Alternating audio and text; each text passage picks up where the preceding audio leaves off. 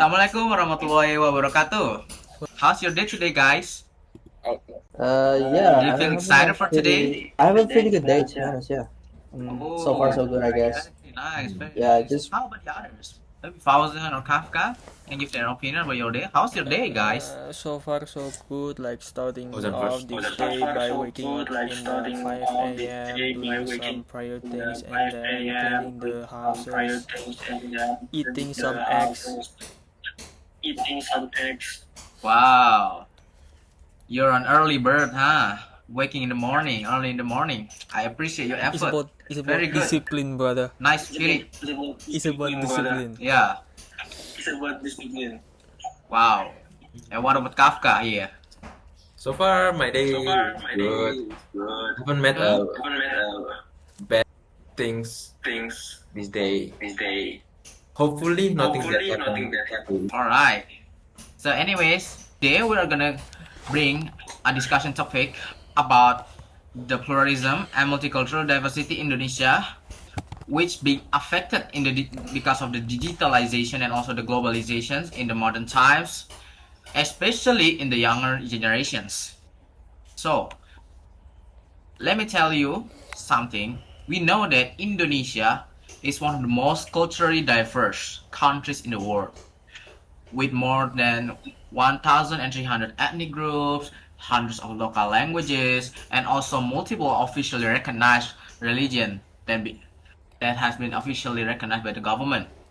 And do you know that this diversity is the foundation of our national motto? If you may know about Bhinneka Tunggal Ika, it's derived from the ancient Sanskrit language, which have a meaning of the unity in diversity.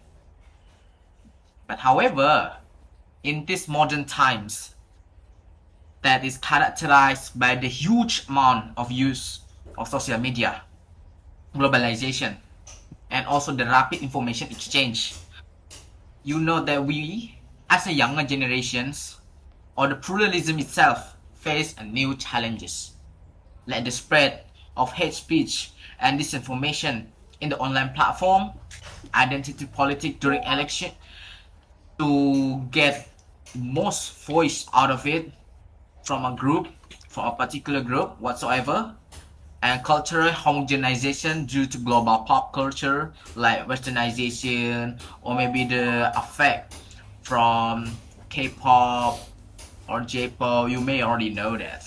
And also the declining appreciation of local tradition among the younger generation, especially Gen Z. Yeah, but do you think that this experience that we are experiencing today, are they only give a few challenges, or maybe they also provide something? How about you, Fauzan? Do you have any opinion regarding this particular topic? About Indonesian culture, isn't it?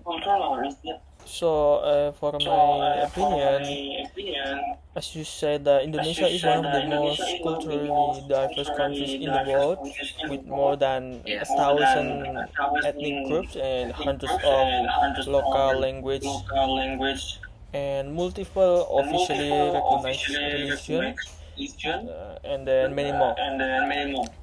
So, I think yes, Indonesia's cultural diversity is the foundation of Bhinneka Tunggal Ika, but in the digital era, pluralism faces challenges such as online hate speech, identity politics. As you can see, there are so many ways in the politics that is doing some dirty works.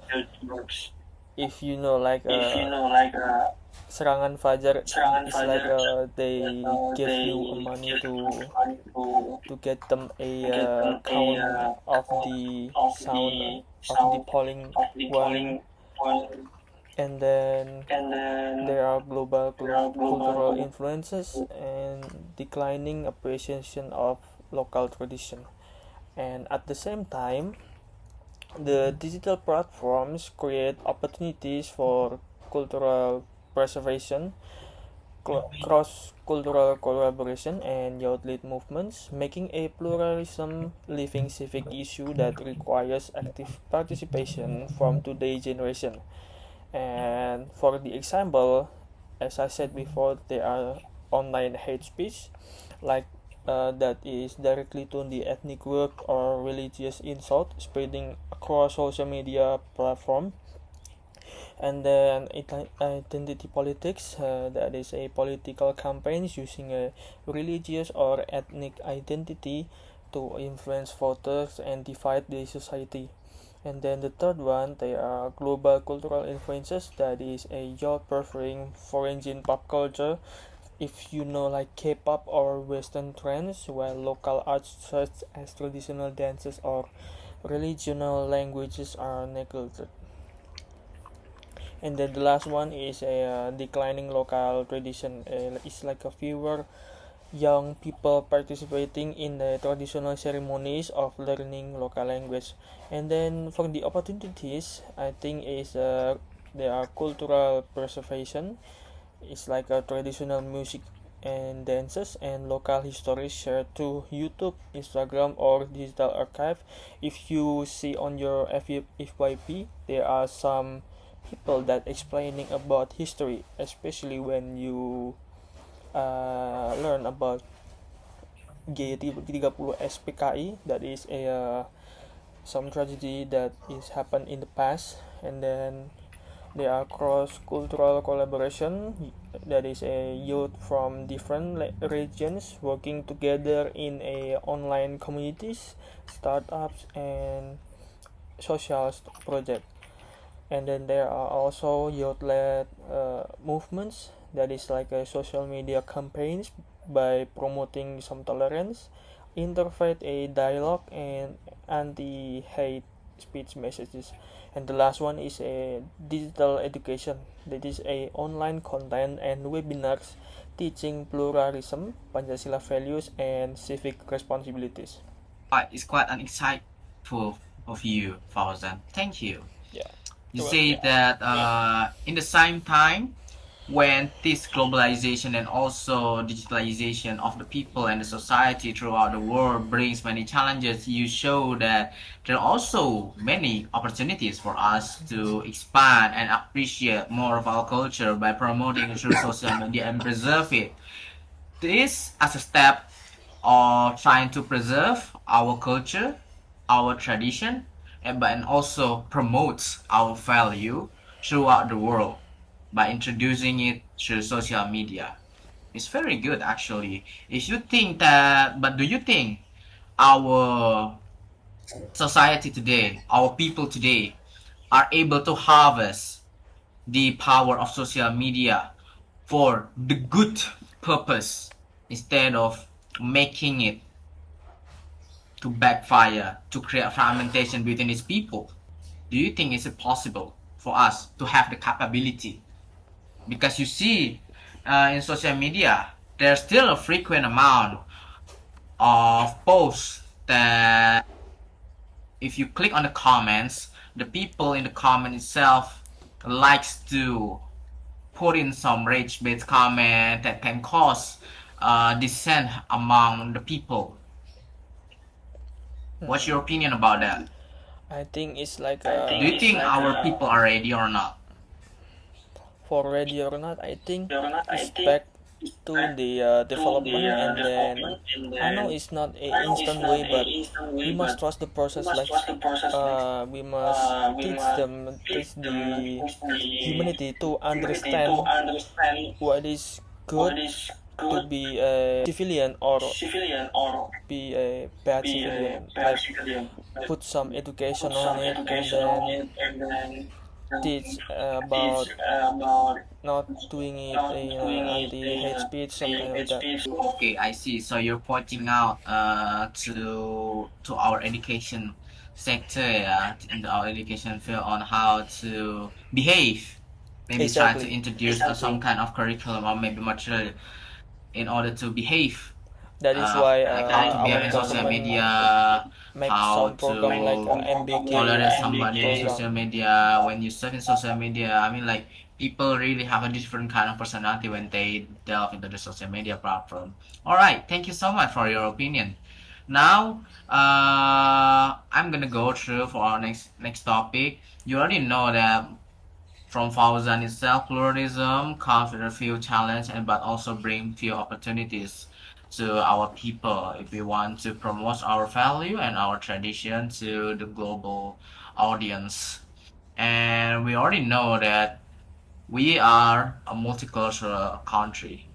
Not only we are have multiple ethnicity, we have multiple regions, and belief system. We have multiple languages, especially the local languages among each ethnicity, and we also have social values that and cultural tradition that differ from the rest of the world. We know that Indonesia is people mostly think about Indonesia located in the eastern hemisphere of the world. That's why we more value traditions and also social values that have quite different interpretations to the Western world, of course. And we, as a citizen of Indonesian nations, I think we have some kind of responsibility to that. Not only our government or our authority that have the responsibility to preserve our nation, but also as a citizen, because we are an Eastern Hemisphere country that uphold its moral and traditional values. What do you think about that?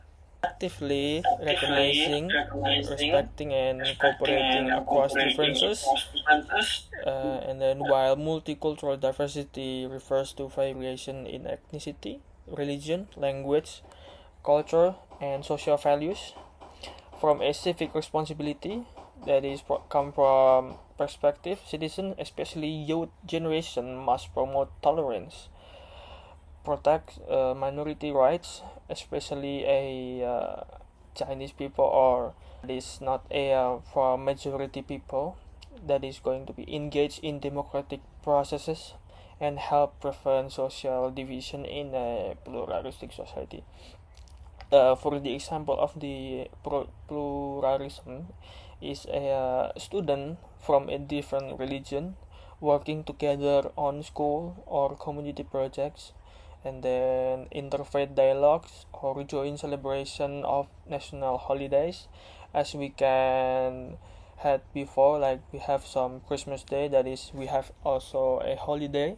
And then respecting different opinions and belief in online discussion. And then for the example of multicultural diversity, there is a Indonesia had many ethnic groups such as Javanese, Batak, Dayak, Papuan, and Minangkabau. And then there are different religious practices coexisting in the same community. Use of various local languages alongside Bahasa Indonesia. And then for the civic responsibility, there are youth speaking out against hate speech on social media, participating in election or student council activities, defending minority groups from discrimination, and then the last one is promoting unity and tolerance through campaigns or community service. I think that is all for me. Okay, thank you so much for your insight again. I think yeah, we have quite a huge responsibility, yeah, not only to behave as a citizen that is functional and being able to have a use to the community, but also we are taking an active part in holding the unity in our community by tolerating other people and also try to appreciate other minority cultures. And we also know that especially in the big city, there's a lot of diverse multicultural ethnicity in there. You can see that both many ethnicity live in the same place together and doing their activity together. And it is such a miracle that our country are still in one piece after all that happened before that. We know that our history has a very long and very dark history post independence and before the independence itself. We already know that. But the thing is, our responsibility as citizen itself in, is to how we can maintain our unity as a one nations, as one in identity, regardless of who we are, what is our ethnicity, and so on. Yeah, thank you. Now, I want to engage other participants regarding another topic that may be kind of relevant to the modern generation of our people, which is the Gen Z. We know that we mostly use our social media, right, to socialize between the people. We are rarely meet a person in real life. We are mostly doing most of our social activity in social media. For example, like here, we're using Discord to communicate and also make a discussion about it. And you know that there's a lot of things happening today, especially in the digital world, where you can access many kind of information online and fast. And now, what do you think about the online hate speech and cyber intolerance? Maybe Gio can give some insight regarding these particular topics. All right, everyone. Before we start, I will try to explain that we are now in the digital era, of course. They already explained that social media technology has been really been like our everyday day-to-day habit. We cannot let go of social media in just one day, and it's not a bad thing. Social media, we can check the news, we can check the news very fast. But regarding that, the positivity, there are also the negativity for social media. That is the online hate speech and cyber intolerance. I mean, one of the biggest example, like these recent days, on these recent weeks, is that the Respop issue. Of course, he said Oh, the that influencer? yes, that particular influencer. Of course, we are Indonesian. We are Bhinneka Tunggal Ika, Sabang sampai Merauke. We are one. Even though we have like a lot of ethnicity, a lot of tradition, and people just like a lot of people actually have a different island, different places, but we are one. We are one as an Indonesian. But when he said Sunda exclamation mark, that is not just offend the Sunda, but it's also really a major risk for Indonesian. How do you say that word? Persatuan. I would say in Indonesia. I'm really sorry.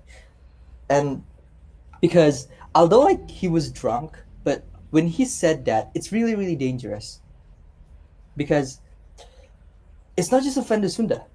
It's really risk for our Indonesian Persatuan, because sometimes a lot of people might agree with that, because I see the comments and a lot of video like that, and I don't know if this is just a rage bait for people, because sometimes people do rage bait a bit over the limit, like when he said Sunda is this, and like a lot of people actually like, yeah, Sunda is did this and that and that. It's like they just separating the Indonesian culture as Bhinneka Tunggal Ika, Sabang sampai Merauke.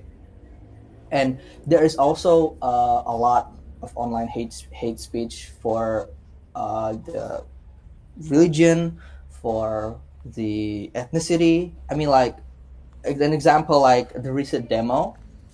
Of course, you guys might already know the recent demo, and in the DPR, me, I'm as a Chinese. I don't, even though I don't have a store, but when I see the news that, hey, why don't we what do you call it in Indonesia? Jarah toko Cina. It's like that's definitely a hate Plunder? speech. Plunder? Hmm? What do you mean? It's like that's definitely a hate speech. Yes. What do you mean? Right? Like But it was a hate speech, yeah. yes, that is like There's a some really guy obvious. out of nowhere just saying, it's like plunder that really guy. It like insert some kind of group, Yes, and because this is he's a group there, Chinese. and you 'Cause say he's bad things Chinese. about them.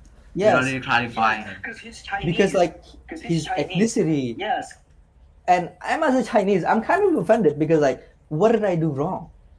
Because maybe they actually like have some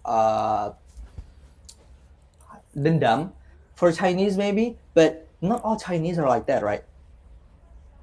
And also like I think a lot of people actually feel that kind of online hate speech as well, even for us as a Muslim as well, because like sometimes we although like in the Muslims, do you guys know the what do you call the Pesantren doctrine? You guys probably know that, right? I see the recent news that he actually what do you call it? Is that the It's like ruqyah when really wrong religious thing. yeah, I mean like when they actually come to the Miga Chuan, do you guys see the news when they go to the Miga Chuan, they actually like pray for the Miga Chuan, and a lot of people actually post that. So how do you think about that regarding the people actually hating it? Is it fine to hate that, or like is it actually like you maybe don't hate that? What do you guys think? Maybe Dika. What do you think, Dika, about the news? News. About the news, the Yes, Migachuan one or Yeah. the Migachuan, right? Like honestly, I don't know what their motive are. Mhm. Like just jump out into someone's business place and doing that kind of thing. Yeah, really Yes. though. It sometimes it confused me, you know. I mean, like there's some groups I don't know what their motive are and try to wreak havoc in the local community itself. Yeah, I mean, like it makes you uncomfortable. If I were there, I would be so uncomfortable. Like It really. makes a disturbance for the consumers, right? right? Yes, not only the consumer but also the staff itself. Yeah, Yeah. I Yeah, know. I know. And that's why actually people That's why actually actually giving people actually the giving the hate speech hate speech also for for I mean like like, probably probably non-Muslims. non-Muslims.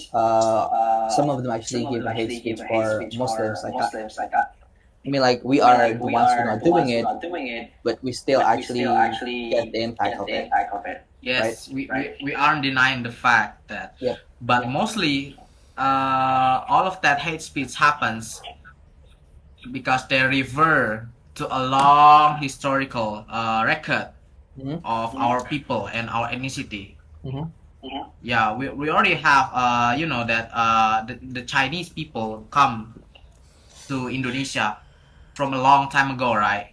Yep. It's not like just 100 year or 200 year ago. Oh, it's a long time. Yeah, we have a long relationship with the mainland Chinese in the Yeah. since yeah, the dynasty times, yeah, the kingdom's time, in the kingdom of Majapahit and the kingdom before that. We already make a interaction and relation with the Chinese kingdom or the Chinese dynasty there, and you cannot deny that long history record from our people.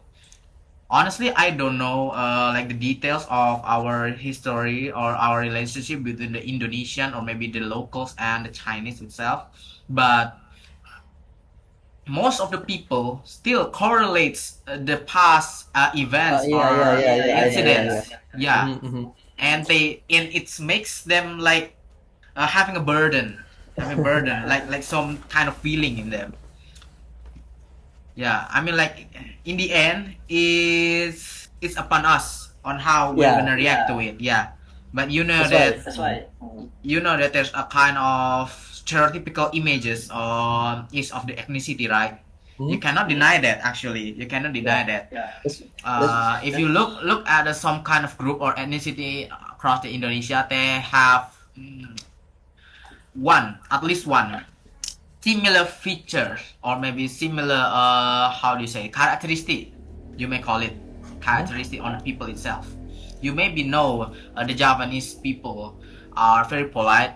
Most of them, not all, but most of the time, they're polite.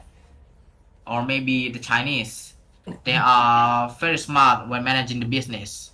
The only people that can compete with them is the Madura. Yeah. Yeah, Okay. Yeah. you Of can course, it's fine. argue It's with an me. opinion. It's You an can argue opinion. with me, Yes, it's fine. It's but an the thing opinion. is, you can find it in the real life. There's a real life Yeah. example on that. Yes. Mhm. And And also there are like Sundanis and many other ethnicity. And I think that is the root of all the hate speeches and also the opinion or the people opinion, the common people's opinion regarding an ethnicity or a group. yeah. If you find it on social media.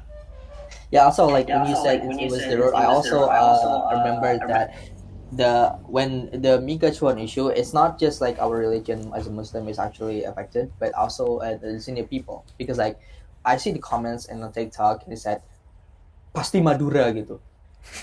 It's like it's kind of like weird because they actually relate that into an ethnicity. Maybe I don't know. Maybe they recognize their ethnicity by their face. But I think the main thing that caused them to say that, as you said before, is probably the roots. Of course, I really totally agree that you say the roots because like they already think, oh, these people are like this. They already like have like their minds on it. Like they know like, oh, these people are like this. That's why they kind of say that. But okay, for us as a young generation, I think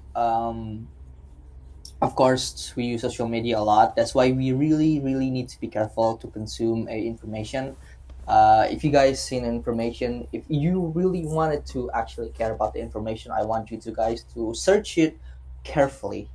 Don't just like consume the information raw, but actually filter it.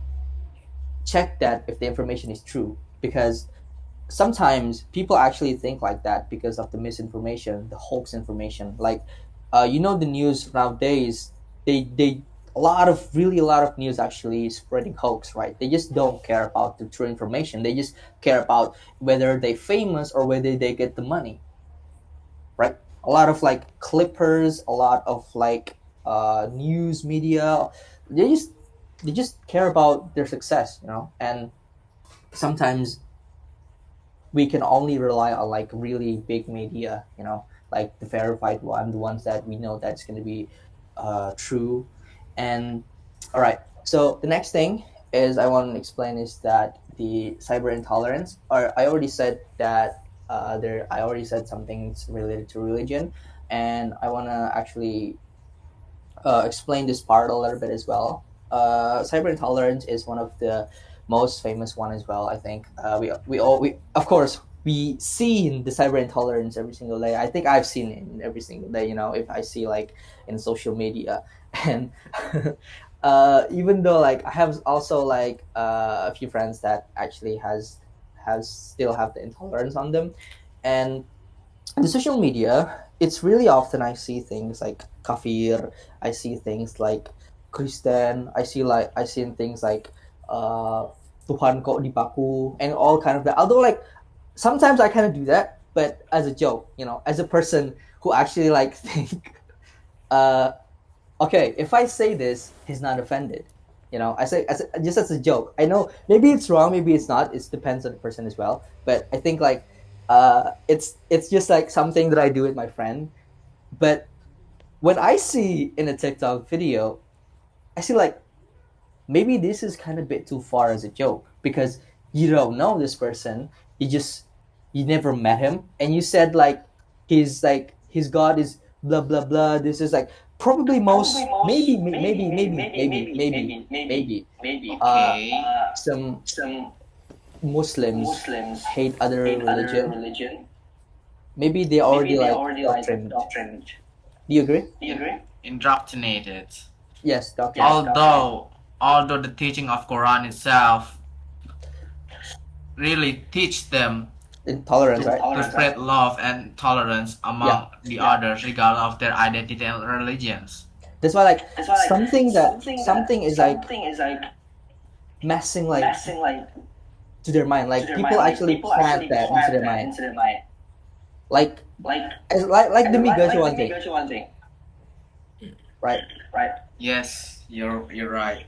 Like someone plant that into their mind, because as a real Muslim, you know tolerance. You tolerance. As an Indonesian, we need to have that tolerance because we have a lot of religion in our country. Of course. Yep.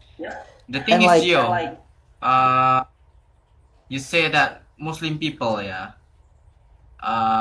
there's some Muslim people in Indonesia, they are not really practicing their religion, correct? We only call it Muslim KTP. They identify themselves as a Muslim, but in the practice and the real life implementation, they don't. They're mostly agnostic or even atheist itself. Like there's, I know I'm Muslim. I know I'm Muslim. He's one of my friends. Yep. Yeah. He practice his prayer a lot. I mean, he's a good Muslim actually. But in the okay. terms of studying the Quran, or maybe the teaching of the from the God or from the Prophet itself, like when I try to ask him a question regarding this ayah or maybe this hadith, and maybe did they know some correlation between this event to the Quran itself, like he didn't know. Like if you see him socializing with people, like he didn't applying the moral values or the moral teaching of the Quran and the Islam itself. You maybe know that. I mean, like there's already a lot of people who just use the religion itself as an identity. Yeah, I mean, like just identity, just a label, not the whole identity thing. Oh yeah, okay. Yeah. I actually They just use witnessed the that. name religion, but not implementing the values. Yeah, I actually witnessed those kind of things as well. I think it was when I was back in high school. I have a friend. I know he's a Muslim, and I also have a friend and Christian. And when the teacher actually asked a question, and he always answered the question, my friend, my friend who's actually also a Muslim, he said this. And he always actually also a Muslim. He said this. So banget tuh Kristen. That's when I first hear that. The Christian one is also my friend. I'm kind of surprised because like the Christian one is also my friend. I'm kind of surprised. How could he say that like in front, just like in front of him? How could he say that like in front, just like in front of him? Where like the that's Muslims crazy. actually, Muslims actually teach us tolerance. Muslims actually teach us tolerance. That's why I said to you guys before. If you guys have actually been given information, please don't accept it in a raw way. Because maybe it's sometimes like it's hoax, but sometimes people believe about it. Like the Chinese one. And I know. At first, the thing is, like, the main thing that you want to conclude is we as a person living in the digital era where we can get easy access to information, we cannot just accept the information raw. Yeah. We must filter it using our mind. Yep. To separate all of the information, to decide whether which one is maybe harmful to us and which information is useful to us. But not only if we're receiving information, but also when we post something into social media. Correct? Yeah. Why? To avoid the hate speech and hurting someone's heart. Yes. Yep. Especially if you talk about bringing other ethnicity or groups or any kind of topic that are quite sensitive. Yeah. Like ethnicity. Because maybe if you say it to your friend, they will be fine with that. They're chill. To your homeboy, it's okay.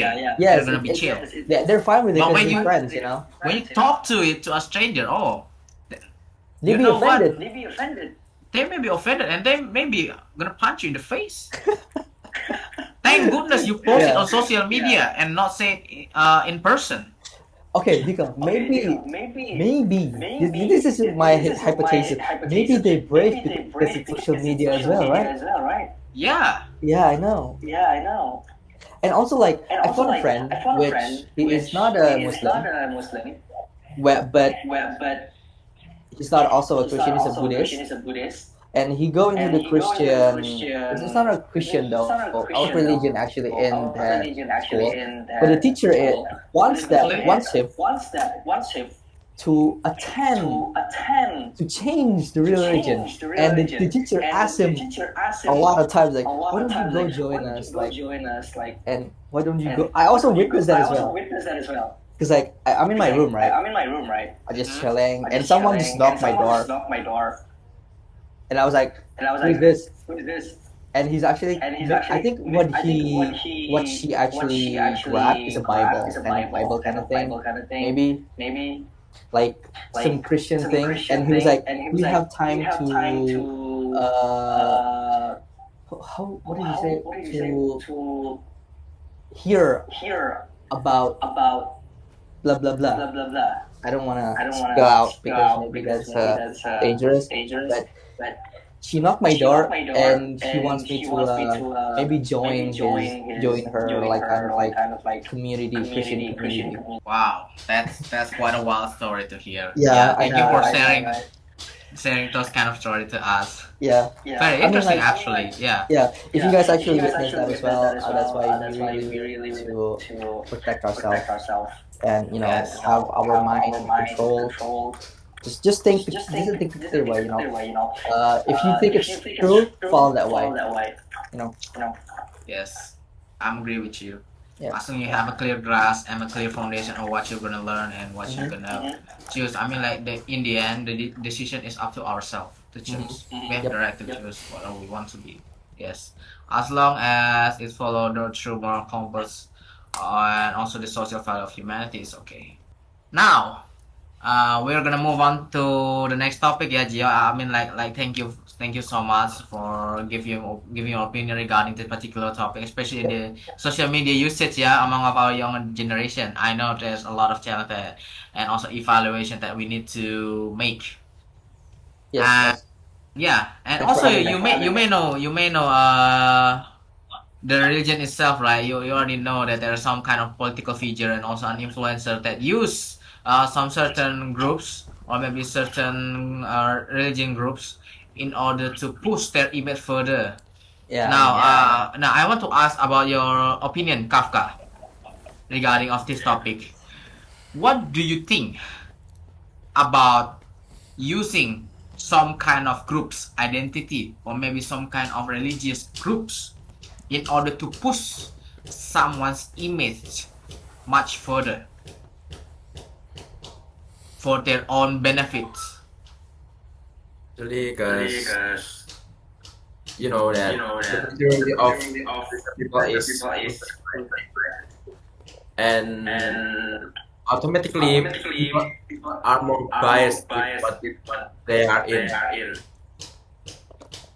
Like if you're a candidate for a political image, if you're in one religion or one ethnic with other, people usually more biased in that candidates. And for like in example, like the Pilkada in 2017, about there are two candidates that's in fight, but how kebetulan the one candidate is in the minority sides, and suddenly there's a video from, I don't know, is it a group of people or not, but a video that can make the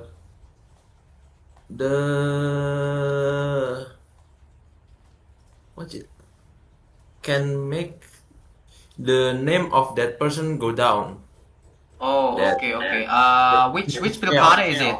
Which Pilkada is it? Is it the Jakarta Pilkada? Yeah, I think it's the The Jakarta Jakarta Pilkada. 2022. Oh, yeah. I know this year. about it. You know, I think the others also know about that kind of issue. So there's actually two candidates, right?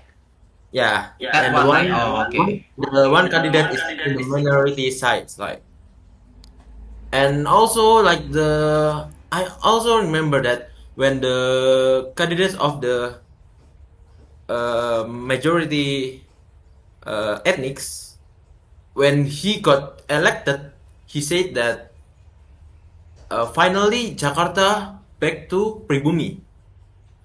I think he said that, which actually is a wrong statement, but I don't know if people just go blind about that and they actually uh, having a some uh, So weird things on their mind, that's crazy. sangat semangat, sangat suka gitu.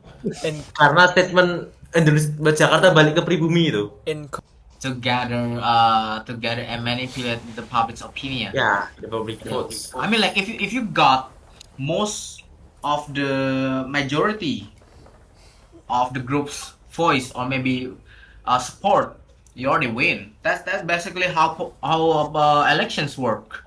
Yeah. Yeah. Yes.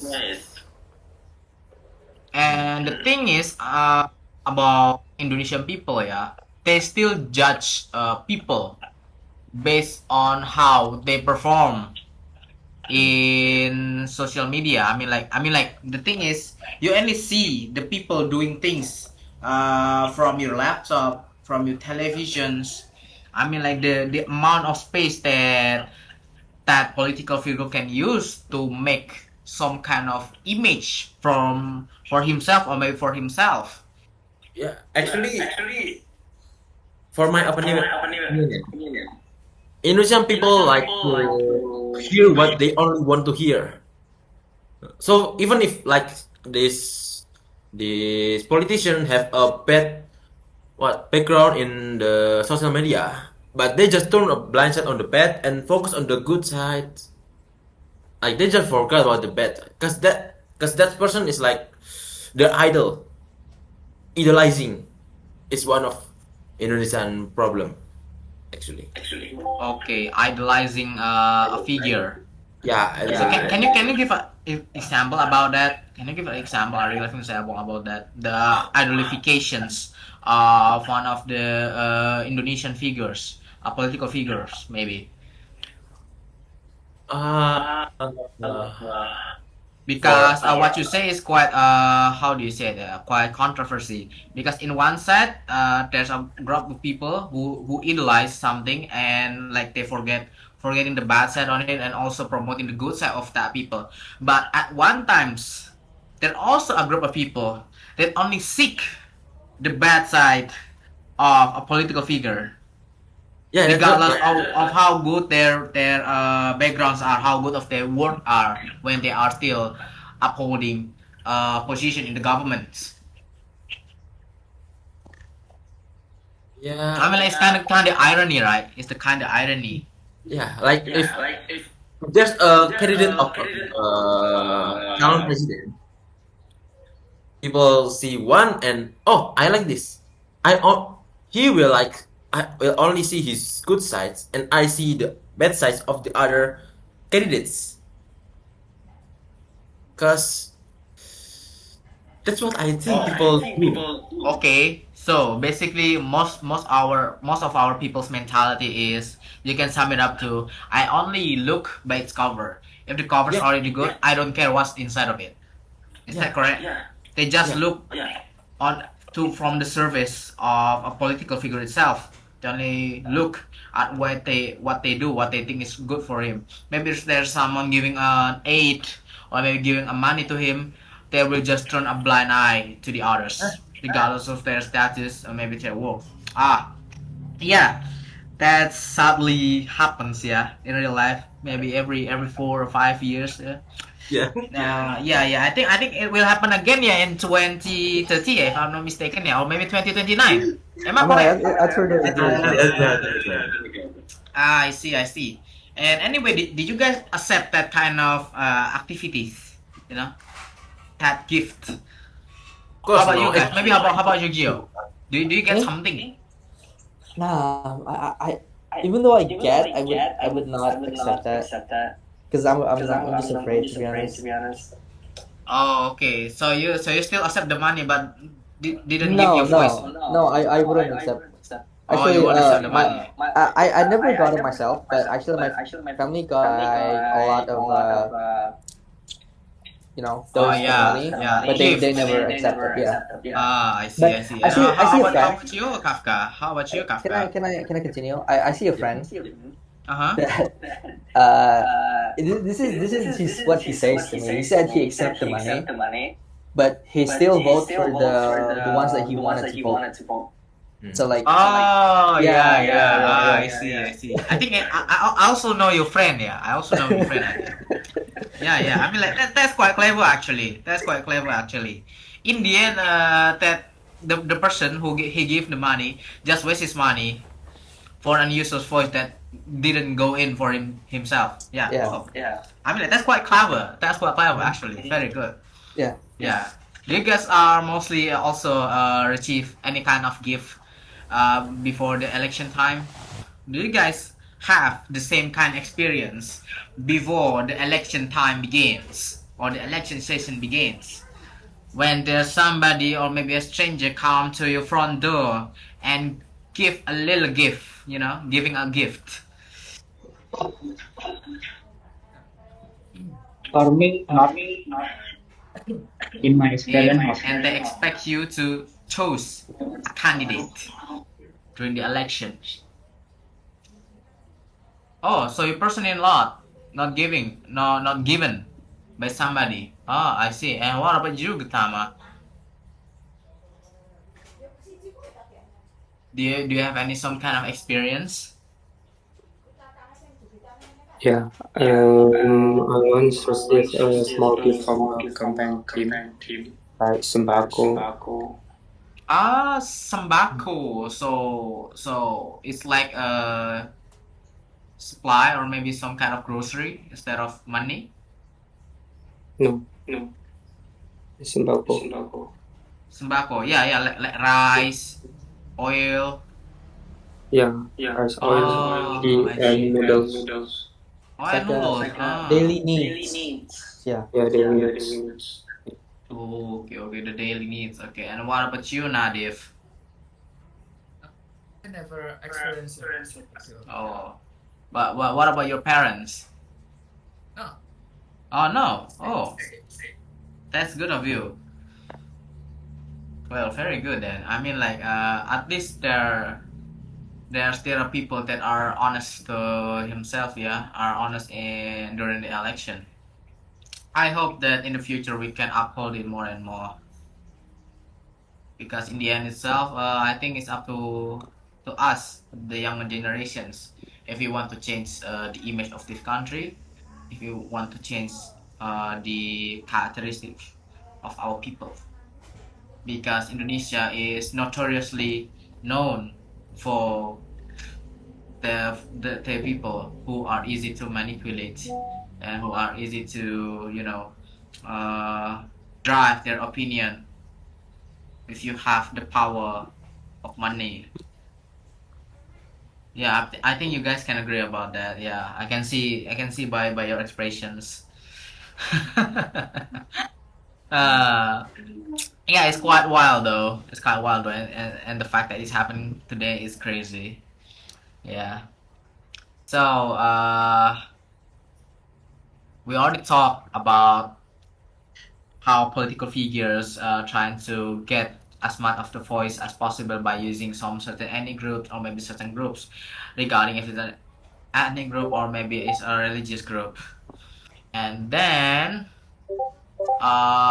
there's also an issue that I think that most people are aware of is on our daily life. We can still see there's a lot of stereotyping and also discrimination to a group. So here I'm not talking about the discrimination that happens in the internet space, but it happens in the daily life. I think I'm gonna give Gutama, yeah, opportunity to express your opinion about it. Do you think in your neighborhood or maybe in your community, is there any case of stereotyping and discrimination towards a particular group? You may answer it, Kitama, and give your opinion to us all. Okay. The main problems in tourism today is stereotyping and discrimination. In daily life, it can be seen in schools, social media, and friendships. Yeah, but I'm here talking about in daily life. I mean, like in your community, in your local environment. Yeah. Yeah. Students may be underestimated because of their come from, and people may receive offensive comments online speech, or others may be avoided due to difference in religion or background. Oh, so you mostly found the most of the stereotyping and discrimination happens in the online space. Yeah. What about in your daily life and maybe in your local environment, maybe in your neighborhood? Can you tell me more about that?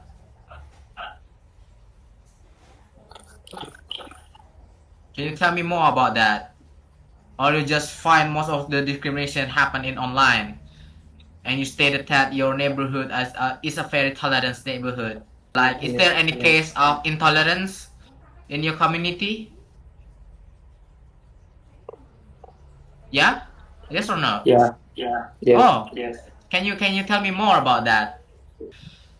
Karena setauku ya kalau ada acara Natal yang Muslim bantu parkirin kendaraan atau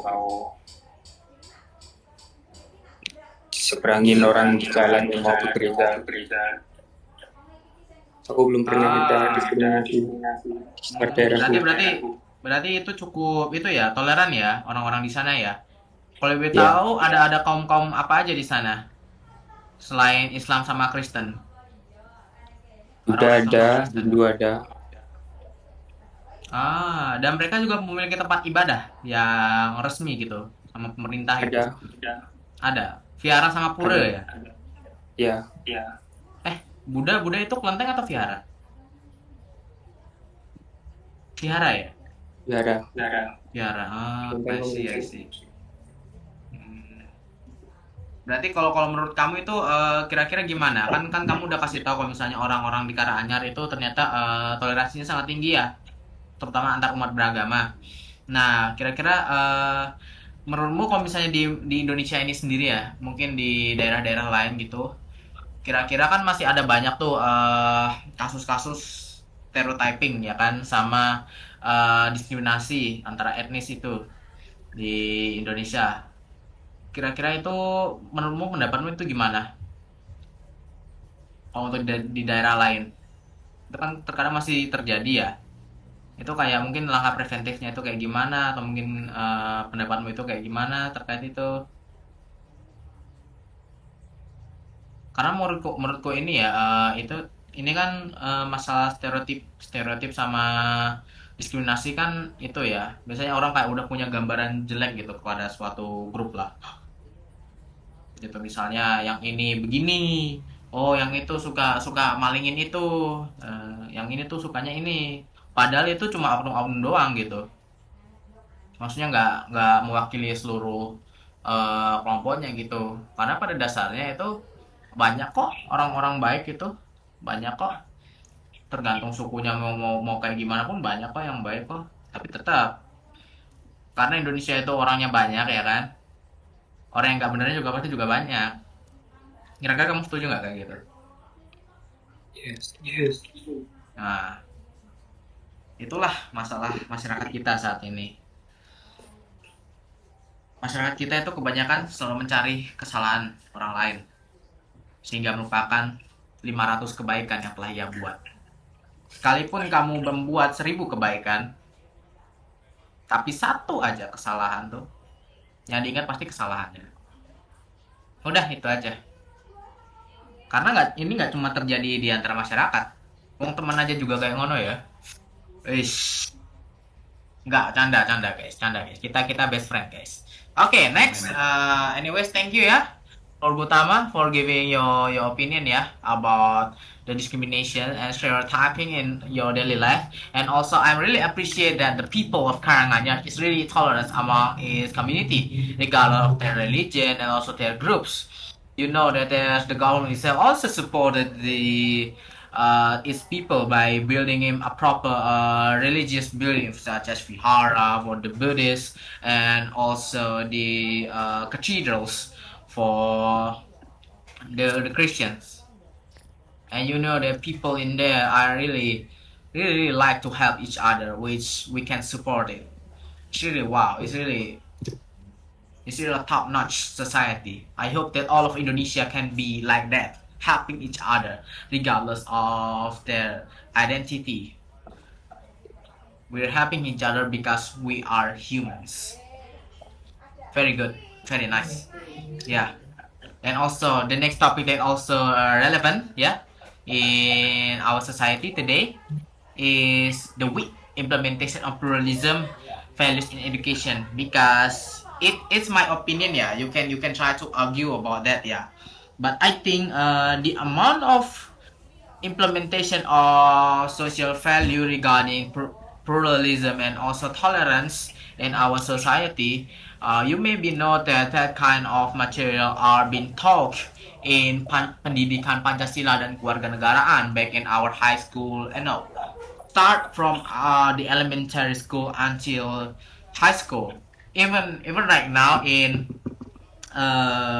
university or in campuses, that in our campuses, I don't know about the other campus, we still try to learn about Pancasila because that's what we do today. So maybe for Nadif, can you give your opinion regarding this? Do you agree that the amount of implementation of pluralism and tolerance values in our educations is not enough? Yeah. I agree with that. Can you give more opinion about that? School formally teaches values such as tolerance, mutual respect, and united. These values are often delivered only at a theoretical level and not fully practiced in daily school life. In many educational institutions, pluralism is limited to certain subjects such as civic education or religious studies without meaningful integration into school culture and student interaction. As a result, students may understand pluralism as a concept but lack the ability to apply it in real life. Oh, I see. So what's your solution to that? What's your solution? Because from my opinion, yeah, the material that they're being taught is not engaging or maybe relevant to the modern generation, to the younger generation. Do you agree with that? Wait, can you repeat? Do you agree with that, Nadif? Can you repeat? Oh, repeat it. Because in my opinion, yeah, regarding the implementation itself, because you know that we only know it, the pluralism and tolerance as a concept, and the unity itself as a concept, not how to implement that, not in the action, but only in the concept. And that's also why I think the material itself is irrelevant to the younger audiences or the younger generations. Do you have any idea or solution how we can reevaluate our education system or education material regarding the implementation of pluralism and tolerance?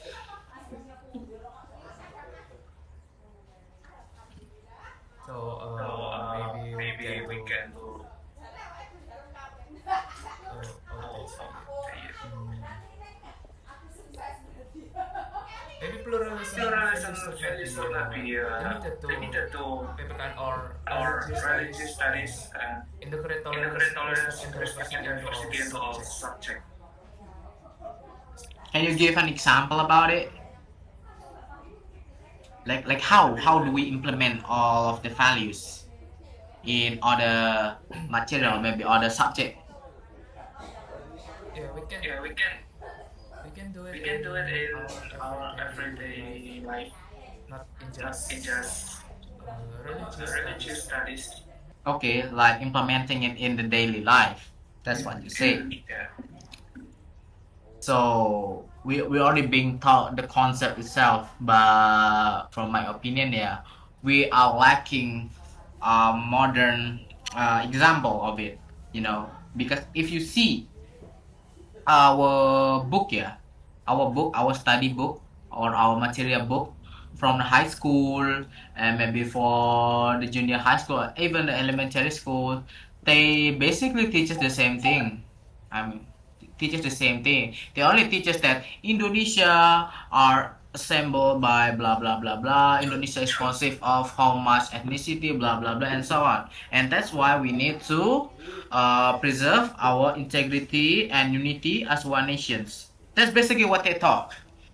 And if you want to preserve our tolerance and become a tolerance and a person that really appreciate other cultures, we must appreciate each other opinion. We must appreciate each other cultures without giving a real life example. So basically, they just give you a bunch of words and like the general attitude that you need to know, but not like the real life implementation about it. Do you agree with that, Nadif? Because that's what I think regarding our educations. That's what I think of our education system. They only give a bunch of words without using a real life example, and also giving a really devastating impact or maybe results if we don't follow it. They just say that if we don't appreciate other people's culture, there will be fragmentation, blah blah blah blah blah blah, without giving a real life example. They just mention some of the tragedy or maybe like separatist movement that happens in the past, but not like explain it further and explaining why it can really damage our unity as a nations. Yeah, I agree. Yeah, okay. Yeah, that's quite a nice opinion regarding that. You know that our education system really needs some kind of tweaking here and there regarding the implementation of pluralism, so that we as a person or we as a student can be more aware of what we do or what we do in the social life. Because right now we know that everything that you do in the social life, not in the social sector, not only in the real life sector, but also in the internet itself, can have a huge impact to the society or maybe the unity or the tolerance among our groups that you're in or that you affiliated to. Yeah, thank you. And also, we move on to the next aspect, yeah, or maybe the next topic that are quite interesting. That is the culture. Our culture and our tradition is slowly erode among younger generation, and you may already know that the younger generations are mostly like to consume Western product. For example, not just Western product, but also Western tradition, like Western music. And I think it's not only restricted into Western influence, yeah, but also another country influence. Like for example, maybe you know about the weep, yeah, you know the weep, you know about weeps, right? The person or the groups that really like to watch Japanese cartoon, Japanese animation, and also they really like the music. That also really brings a huge threat to our moral and also culture in our young generation. Like there a huge shift in our generation where they are tend to like foreign product or maybe foreign culture from their own. So here I want to ask Mas Guru, what's your opinion about that? So, in my opinion, we already know that not all our culture is good, right? Yes, And not not all culture is all, good. yeah, not all there's country culture is bad. So, in my opinion, it depends on the culture itself. Like, can you give an If example it's, about it? uh, for example, because I'm Japanese people, Yeah, when we come to right. people's wedding, we must give some donation, or we call nyumbang. Mm-hmm. Actually, it's a good culture, but some people like mm, make that culture like bad because because make makes that culture like some investment. For example, if I give you right now 500, you must give me 500 or more in the future, something like that. Ah, I see, I Yes. see. Yeah, and what's your opinion about the emerging trend in the younger generation? Yeah, like the most of people really liking Japanese or maybe Korean comics, and maybe the people are more like to consume other music and not our In my traditional opinion, music, and yeah, also the in my people opinion, it start depends to on the left their culture. Like for example, as a Japanese, I'm pretty sorry. I want to say sorry because me personally, I cannot speak Kromo Inggil. Do you know about that? Because Java actually have three stage of language, right? Ngoko, yes, Kromo, and Kromo Inggil. Kromo Inggil is like the most the highest language status in Java. Like you use it if you want to speak formally and very polite. Yeah, what do you think about that? Because it happens to yes, me, not only to me, but most of the majority of the young Japanese. yes. A lot of young Japanese forgot about using promo. Yeah, Yes, good. yeah, and I want to ask a question, Mas Guru. Can you still speak Kromo, or maybe you also left it out? Uh, Actually, I I can speak promo, but not real good But not really because good. in my house, yeah, in my house, it's not using that. Yeah, Oh, I we just see. use Indonesian. Yeah, yeah. So I think it's comes down to our family tradition and family rule, right? Maybe like there's Yeah, some family that are really conservative. Like for example, they're really conservative, and they stated a rule that maybe for each member of the family you must speak using Chromo Inggil to your family, so on. You can use any kind of language do you want if you speak to the stranger, but when you come to your house, but when in your house, you will need to speak using Chromo Inggil. Maybe we need to adapt. It start from the family itself, whether they want to integrate those traditional or cultural value in their daily life. Yeah, I think the family plays a huge part of it. yes, Yeah. Oh, thank you for the insight. Mas Guru is quite It's quite insightful to see that the effects of cultural erosions among the younger generations, especially the Japanese people who starting to lose their identity over time, and the fact that they like a foreign culture and foreign traditions is quite concerning, not just to me but to all Japanese people. And we can't argue that. I mean, like, we cannot argue with that. It's really happening. It's really happening, yeah.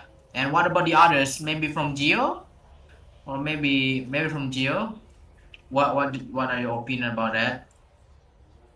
Or maybe there's any other that's not Japanese who maybe can give an opinion about that. Is there any other, or maybe someone want to give any other opinion? What do you think about the cultural erosions, Kafka, in our younger generations? What? What do you think about the slowly our generation are lost our ability, lost our culture. Like for example, for us Japanese, we lost our ability to speak Kromo Inggil. Like right now, we only can speak Ngoko. Most of our people can only speak Ngoko, which is the lowest the lowest language status in the Java language queue. I cannot talk about that because me, I cannot even do the. I'm sorry. Even me, I cannot do aksara Jawa. You know. Oh yeah, Hana Charaka Doto Solo. Yeah, I know. It's hard for me to understand it. Yeah. So I actually quite kayak paham lah kalau orang-orang itu susah bahasa Jawa. I don't even know Like if you try to write that Japanese, okay, it's quite hard to understand and write Japanese. But if you want to speak Japanese, it's actually quite easy. The thing is, you must have a very clear mind if you want to able to be memorize all of the words. Because if you want to master the true Java language from Ngoko, Kromo, and Kromo Inggil, you really need to train your memory in order to memorize all of the vocabularies, because there's a lot. Yeah. Like for example, let's just pick a word, makan or eat. In Java, there's a many version of it, eating, right? Yeah. Can you give some example? Like maybe in Ngoko, there's is cekek, and there's is mangan, and what else? Dahar is for the polite version. Maem. Yeah, there's a lot, right? There's a lot. Yes. And that's why it can be overwhelmed to someone who just new and want to learn the Japanese language. Yeah. Maybe I can relate to that as a Japanese myself. And what about you, Gio? What are your opinion about the cultural erosion among the younger generation, especially to your culture? May I know where you come from? May I know where you come from? Yeah. Yeah. I think. Okay. From where I'm from, our culture is really solid. Still really solid. We still. So it's still oriented. Yeah, we still kind of like a lot of people actually still bring this culture, but I think it's gonna be a different story if we were like in a big city. I mean, like maybe in a city like Jakarta. What else? Like Jogja, Surabaya. maybe Surabaya. Yeah, those kind of like there are like really like city people, right? And like they consume and insane. Maybe like because they from where we from, maybe the community is like kind of solid, right? Like maybe like one or two or three community, but like in the big cities there's a lot of community, and like there's a lot of like people with different ethnicity, with a different culture as well, right? So like it's really diverse. So like, and of course, as the social media has been really rising, young people actually consume a lot of other culture, like Indian culture, Western culture. Even though like when I see like in the streets, like people actually wearing like a Western kind of outfit, right? And like a lot of people actually use like Korean kind of culture as well in their like Korean outfit. And maybe for those kind of stuff it's fine. But we also like sometimes from where I'm from what I learned, maybe there's an opinion. Like we cannot forget our own culture as well. You know, we can follow their culture, other culture, know their culture. But we cannot like kind of forget our culture as well. You know. Okay, yeah, I mean like yeah, that that's quite a thing that happens, not only But in Indonesia but also most of the world. Yeah. yeah, you said you said like a lot of Jawa, Aksara Jawa. The thing is basically for Javanese younger generation, yeah, like for example me, Guru, Nadif, and other Javanese people, we have lost the ability to write our own Javanese script. For example, do you know maybe Aksara Jawa?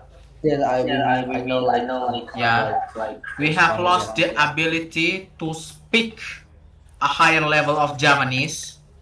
Okay.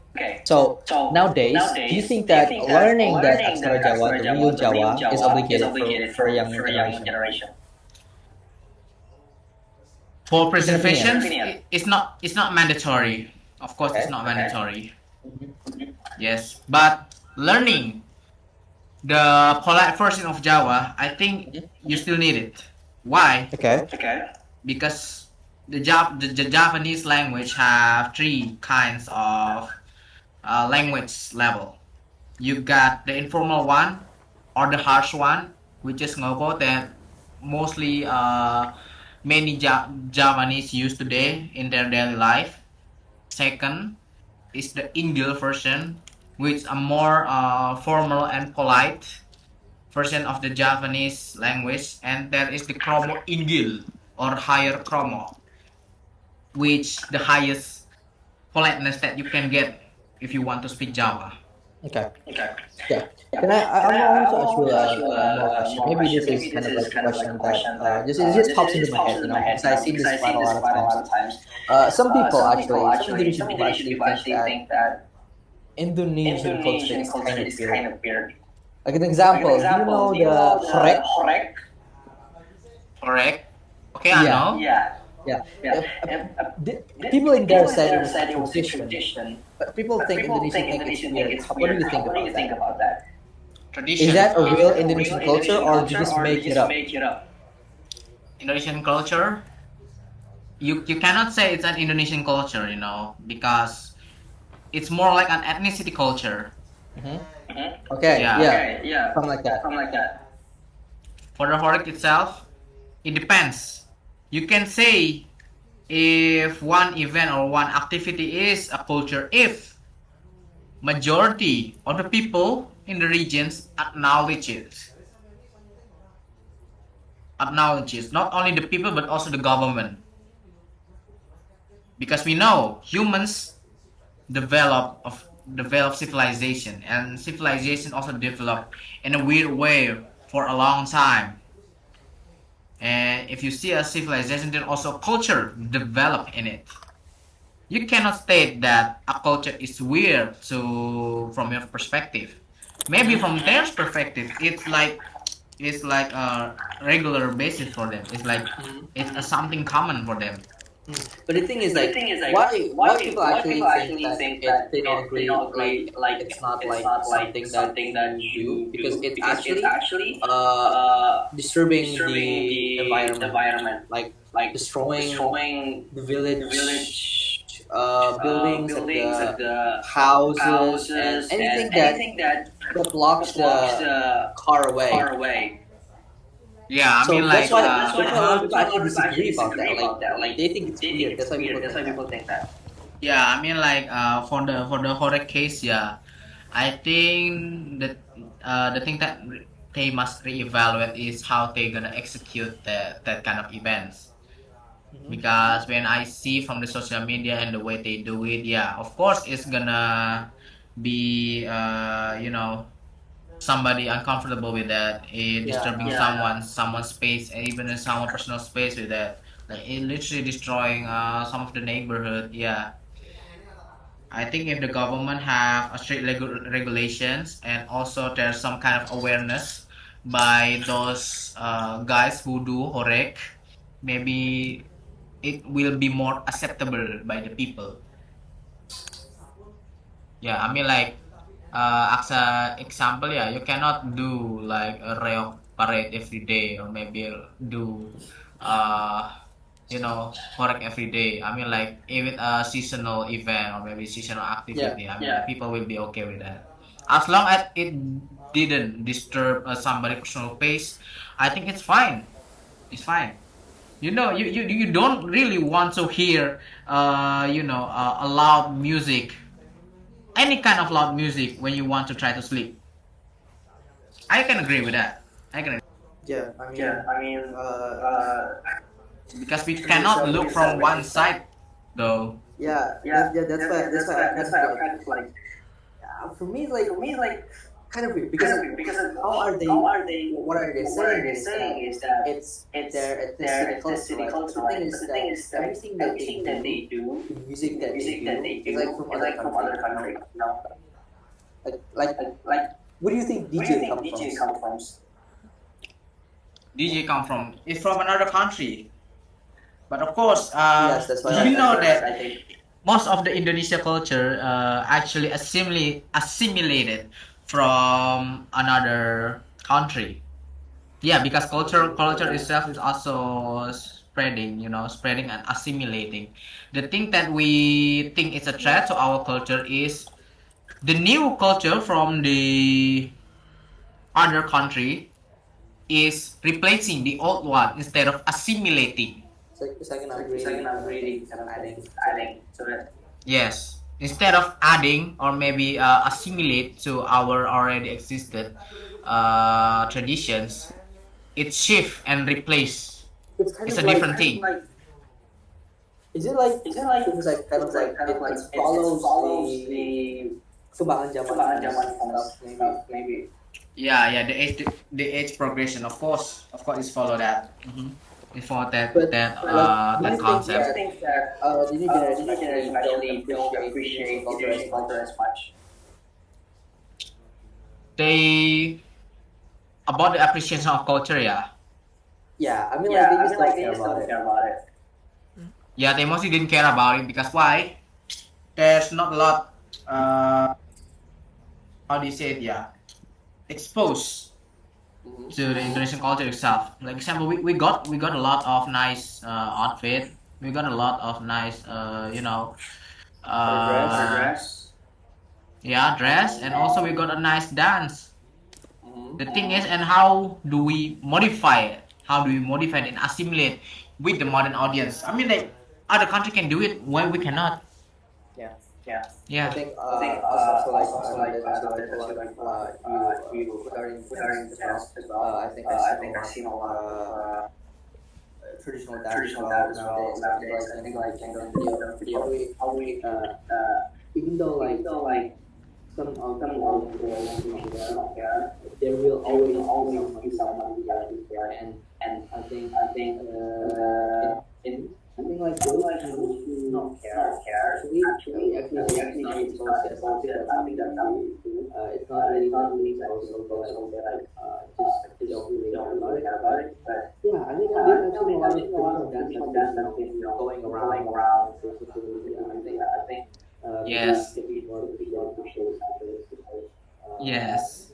even though through technology, it's also a chance for culture to be all the traditions, the culture to be more exposed to people. Yes. Not only to the local audience, but also people in the international globally. And if it goes viral though, it will cause some kind of pride within the people. Yes.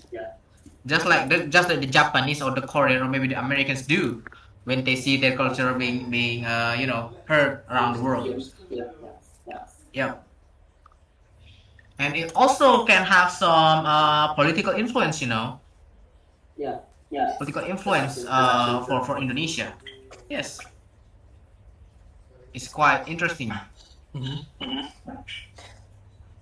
There's a kind of like the bright side of the social media as well. Yes, yes, you're right. Thank you, Gio. Thank you. Yeah. Thanks for having me. Yeah.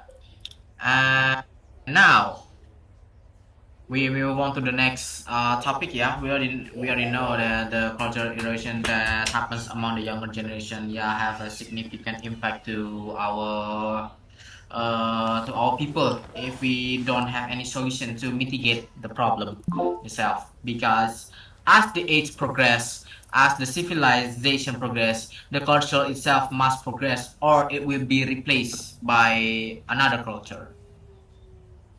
And that's why we as a younger generations must able to introduce our culture around the world, or maybe try to integrate another culture into our own culture, not just trying to let the foreign culture replace it, but try to assimilate it, because that's what happens before, back in the kingdoms era, before our independence.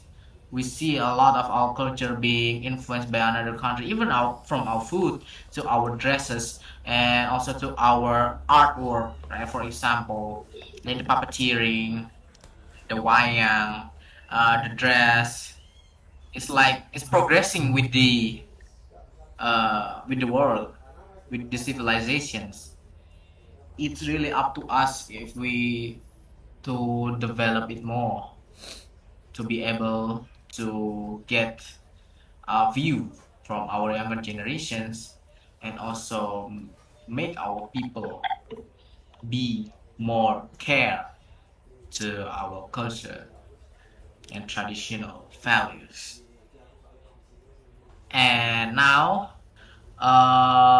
we also know that Indonesia people, all of these problems happens in nowadays, right? And it's quite concerning for most of us. Do you think which group or which people who have the most responsibility to all of this problem? Maybe Kak Yola or Mbak Yola can give your opinion regarding this. We know that Indonesia have a lot of problem, right?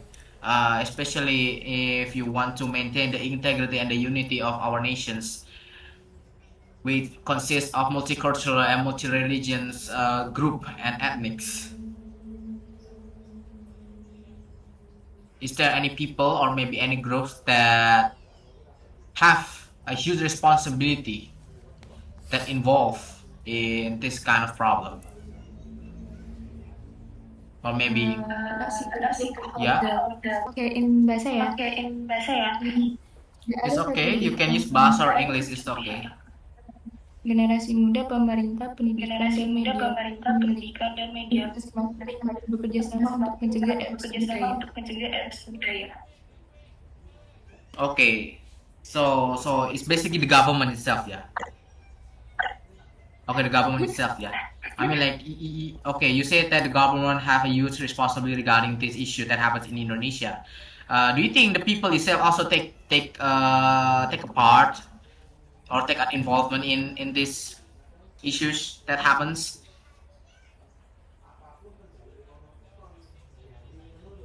Because if so, what are the solutions then? Is there any preventive way to not let that happen, to not let that happen, or to not let it happen? Yes, people also play an important role because culture is affected in daily life. Without public involvement, government policy will not be effective. Oh, okay, I see. So people also take care, taking a part or being involved in this kind of problems regarding of pluralism. Yeah. Do you have any kind of solution or preventive way as a citizen or as a people, and also as the government itself, to mitigate or prevent this kind of problem? You know that in our society, both people and government have a huge amount of power to control it, or to prevent that kind of problem in a different way, of course. Culture can support local culture project and at work. Okay, is there any more? So that is that from the government perspective or the citizen perspective? Itu kira-kira dari perspektif mana, Kak? Kira-kira itu dari perspektif pemerintah atau dari perspektif kementerian, atau mungkin itu dari perspektif dari masyarakat kita sendiri? Dari masyarakat. Dari masyarakat. Dari masyarakat. Ya. Tadi contohnya kayak mendukung produk-produk lokal dan juga budaya-budaya lokal. Iya. Kalau misalnya dari pemerintah sendiri itu bagaimana? Kan masalah yang terjadi ini salah satunya itu kayak masalah politik ya. Politik yang membawa nama-nama suatu kaum atau mungkin suatu etnis seperti itu, dan juga permasalahan hate speech gitu di dunia internet atau dunia media sosial. Kira-kira ada nggak sih langkah preventifnya? Kalau pemerintah itu memberikan dukungan penggunaan, terus memanfaatkan media teknologi digital juga. Kayak gimana cara manfaatin teknologi digitalnya itu? Mempromosikan budaya Indonesia secara global. Secara global. Oke. Tapi itu masih belum menjawab bagaimana cara mencegah hate speech ya, sama intoleransi yang terjadi di masyarakat kita, terutama di internet dan media sosial. Kira-kira juga ada nggak sih cara untuk mencegah penggunaan suatu kaum atau kelompok demi kepentingan politik gitu? Karena sampai sekarang pun ini masih terjadi di masyarakat kita.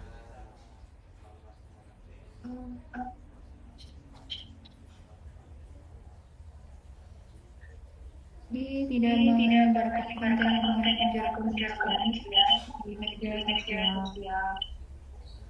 Terus penegakan hukum yang tegas terhadap ujaran kebencian. Oh, berarti itu aja ya. Nah, kan tadi kan bilang ada penegakan hukum yang lebih tegas ya. Itu sebenarnya Indonesia itu udah ada, pemerintah Indonesia itu udah punya hukumnya yang mengatur tentang hal tersebut, terutama penegakan hukum dalam ruang bermedia sosial atau ruang internet itu. Namanya itu mungkin kalau misalnya Mbak tahu atau teman-teman tahu, namanya adalah Undang-Undang ITE gitu, yang melindungi hak intelektual dalam dunia digital. Menurut Mbak itu penerapannya kira-kira udah maksimal belum sih buat sekarang ini? Atau cuma omong-omong doang gitu? Kalau sekarang cuma doang dan di TikTok itu masih banyak banget ada ya ujaran kebencian gitu kan, walaupun udah dilaporin tapi tetap aja.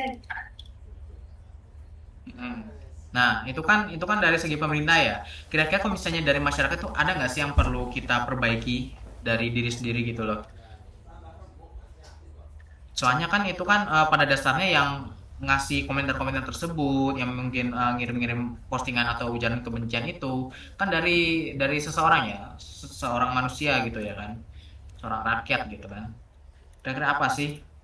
Masa iya mereka tuh harusnya tuh kayak mengevaluasi diri sendiri gitu loh.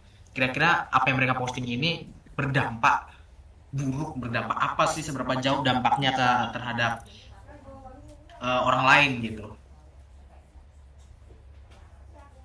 Gimana kalau menurut Kayola? Um, mungkin kita nggak pancing emosi ataupun kalau semisal kita mau upload sesuatu itu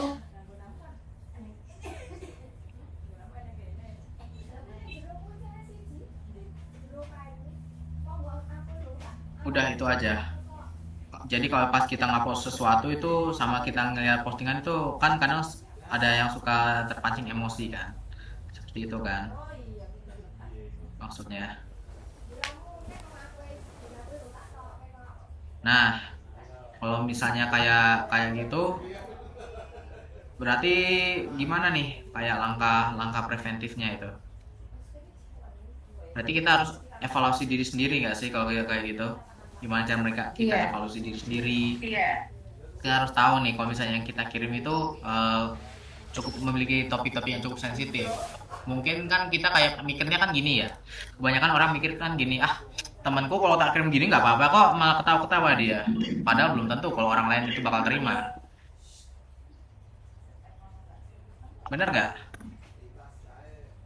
Dan itu tadi juga pernah sempat disinggung juga ya sama Kafka itu kan banyak banyak orang yang gunain media sosial itu buat pencitraan atau image building gitu ya. Contohnya itu yang sering dipakai itu sama figur-figur politik dan juga kebanyakan juga itu kalau untuk intoleransi ya, masa intoleransi sama diskriminasi itu awalnya mereka tuh gimana ya, munculnya itu di postingan-postingan yang niatnya tuh bercanda gitu, niatnya bercanda, cuma ada orang-orang ya kan yang istilahnya akun-akun rage bait lah, komentar-komentar yang emang ingin mengundang kemarahan itu emang banyak gitu. Jadi tuh memang benar Kak, kembali lagi ke kitanya, kembali lagi ke yang buat postingannya, sama kembali lagi juga kepada pemerintah gimana caranya sih buat mencegah hal-hal tersebut gitu, terutama konten-konten rage bait tersebut itu. Karena seperti yang kita tahu ya, kalau misalnya itu konten-kontennya itu atau misalnya komentar-komentar menyangkut influencer atau figur-figur besar itu kan efeknya akan berjangka panjang ya, dan takutnya bisa malah sporadis seperti itu menyebar kemana-mana. Mungkin yang baru itu kayak Resmob dan teman-temannya itu yang hampir diganjang satu Sunda itu juga bahaya sebenarnya. Dan aku juga turut prihatin sih. Mungkin untuk kedepannya kita bisa nyoba introspeksi diri lebih baik aja sih. Ya, anyway, thank you ya Kak udah ngeberi pendapat ya terkait hal tersebut. Emang benar banget kalau misalnya banyak pihak-pihak yang terlibat ya, terutama ya mungkin kalau misalnya untuk masalah media sosial dan itu bukan cuma pemerintahnya aja yang harus ikut ambil alih, tapi juga masyarakatnya sendiri. Instansi pemerintah mulai dari pemerintah atau maupun kementerian itu mungkin bisa mengeluarkan undang-undang atau peraturan yang lebih baik dalam cara meregulasi penggunaan internet itu sendiri. Ya, thank you. Cukup insightful ya. Thank you for the opinion. It's quite insightful for me. I hope we can learn to be better, not just as persons. And I hope that our government will also reevaluate himself to make better regulation in our internet spaces. Yeah. So next, we're gonna move on into our next topic. Yeah. No, actually, it's our last topic. It's our last topic. Yeah. Now we already know that there's like a lot of perspective that we need to see, and also that we need to analyze, not just from the perspective of the citizen itself, not just only perspective of ethnicity itself, but also the perspective of the government itself regarding those kind of events or experiences. Now, if you think, I have a question actually for one of you guys. Okay, so here is it. What do you think about do you think how does pluralism itself differ from simply living together in diversity? And why is pluralism is essential for democracy in Indonesia? Maybe one of you can give your own opinion.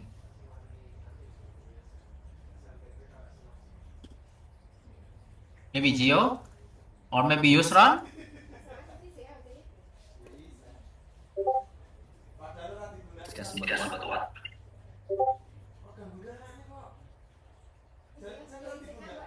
Yusran, hello. Can you hear my voice clearly? Your voice is so bad. My voice so bad. Oh, I'm sorry. I'm gonna repeat the question, okay? Please listen carefully. So, I have a question for you. After we have discussions about the pluralism in Indonesia and how the effect of digitalization and westernizations and also globalization affects the very foundations of our unity and also cultural. So I have a question for you. How does pluralism differ from simply living together in diversity? And also why is pluralism for essential for the democracy in Indonesia as a nation? So we already discussed the concept of pluralism, correct? So how do you think about that? How does pluralism differ from simply living together in the diversity? Gimana? Kira-kira apa perbedaannya? Perbedaan tentang apa? Apa bedanya sih? Kayak gimana sih pluralisme itu berbeda gitu dari cuma sekedar kayak cuma hidup berdampingan di tengah keberagaman gitu. Apa kira-kira bedanya? Menurutmu secara konsep gitu. Perbedaan di antara perbedaan agama beragam agama gitu ya. Di antara keanekaragaman, apapun itu, mau entah itu agama, etnis, budaya, bebas. Dan apa sih yang ngebedain konsep pluralisme itu sendiri? Sebenarnya sih itu dari cuma sekedar hidup bersama gitu. Ya, karena kan Indonesia ini kan spesial ya dari negara yang lain ya. Memiliki banyak budaya, bukan cuma budaya, agama sama tradisi. Ya gimana ya? Kita saling toleransi untuk itu bersama gitu. Berarti lebih ya? Berarti lebih ya dari sekedar cuma hidup berdampingan gitu ya? Iya, kayak gimana? Kalau zaman sekarang banyak kayak orang anak muda yang main sirkulan gitu. Ya. Itu nggak boleh sih. Terus bagaimana pandangan optimal kalau dari kamu gitu? Pandangan optimal dari kamu gitu, yang seharusnya optimal gitu loh. Iya, tentang pluralisme itu tersebut gitu. Itu gimana? Harusnya sih kita harus bisa adaptasi gitu kebiasaan teman-teman kita. Adaptasi sama kebiasaan dan coba berinteraksi lebih gitu. Iya, kalau yang kebiasaan dia buruk hindarin aja. Syukur-syukur kalau bisa dibilang lebih baik. Berarti bukan cuma sekedar hidup bersama gitu dalam suatu komunitas yang memiliki keanekaragaman, tapi juga mampu untuk beradaptasi serta mampu berinteraksi ya sama member-member atau mungkin anggota-anggota dari komunitas yang lain, para penduduk atau maupun apapun itu juga ingin bergabung dalam komunitas lah gitu. Sehingga tercipta bukan cuma toleransi, tapi juga menciptakan seperti relationship atau hubungan. Ya, hubungan yang lebih jauh, yang lebih bermakna antar warga seperti itu. Ya benar. Ya cukup bagus sih. Terus kan aku tadi punya dua pertanyaan ya, Yusran ya. Oke, terima kasih udah jawab yang pertama. Terus yang pertanyaan kedua nih, kita kan negara yang bisa dibilang pluralisme ya. Kira-kira kenapa sih pluralisme itu penting banget buat demokrasi Indonesia? Pluralisme tuh yang kayak gimana ya? Ya yang tadi kamu bilang itu. Oh, yang Tadi kamu bilang itu. Kan pluralisme itu kan beda kan? Sama kayak cuma sekedar hidup bareng kan? keanekaragaman ya. Ya, keanekaragaman. Benar, keanekaragaman pada dasarnya. Cuma apa sih yang membedakan keanekaragaman di Indonesia konsep pluralisme itu dari sekedar cuma kayak hidup berdampingan doang gitu loh. Kamu udah bilang kalau misalnya pluralisme itu bukan cuma sekedar hidup berdampingan doang. Itu bagaimana caranya kamu membaur dengan masyarakat, beradaptasi dengan masyarakat. Nggak cuma memegang teguh idealismemu, tapi juga mengajak yang lain dan berpartisipasi di dalam masyarakat itu sendiri. Seperti itu. Sehingga membuat sebuah relationship atau hubungan antara anggota masyarakat yang lain. Dan itu mencerminkan tanggung jawab kita ya sebagai warga negara Indonesia. Nah, terus kenapa menurut kamu itu kan berarti kan kalau kayak gitu kan pluralisme kan penting ya bagi buat kehidupan bernegara di Indonesia ya. Nah, kenapa sih kira-kira kenapa pluralisme itu sangat esensial bagi demokrasi di Indonesia? Mengingat negara kita ini adalah negara yang terdiri dari beragam identitas dan kita mampu berdiri menjadi satu, yaitu Indonesia.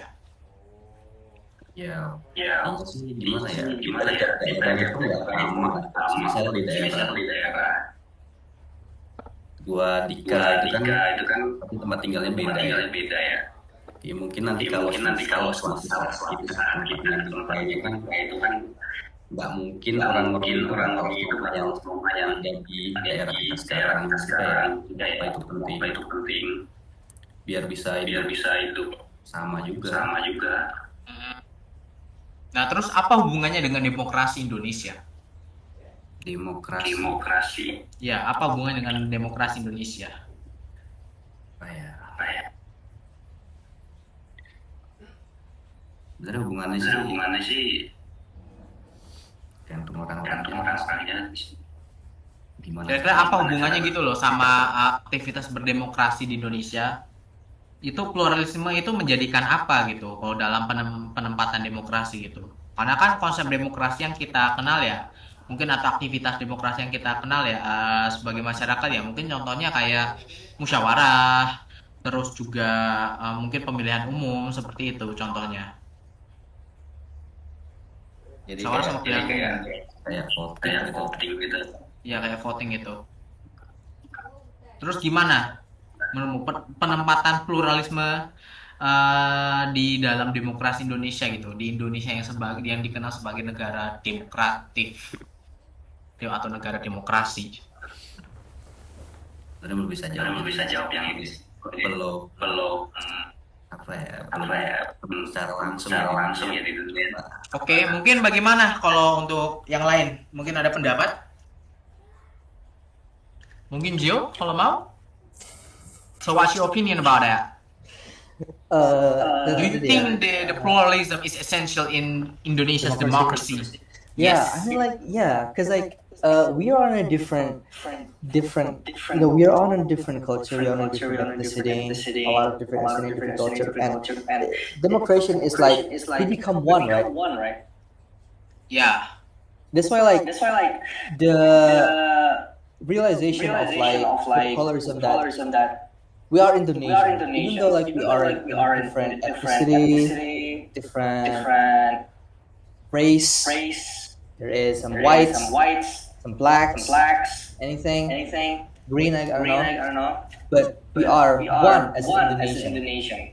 I think that really helps with democracy because people don't think like, ew, you're on that ethnicity.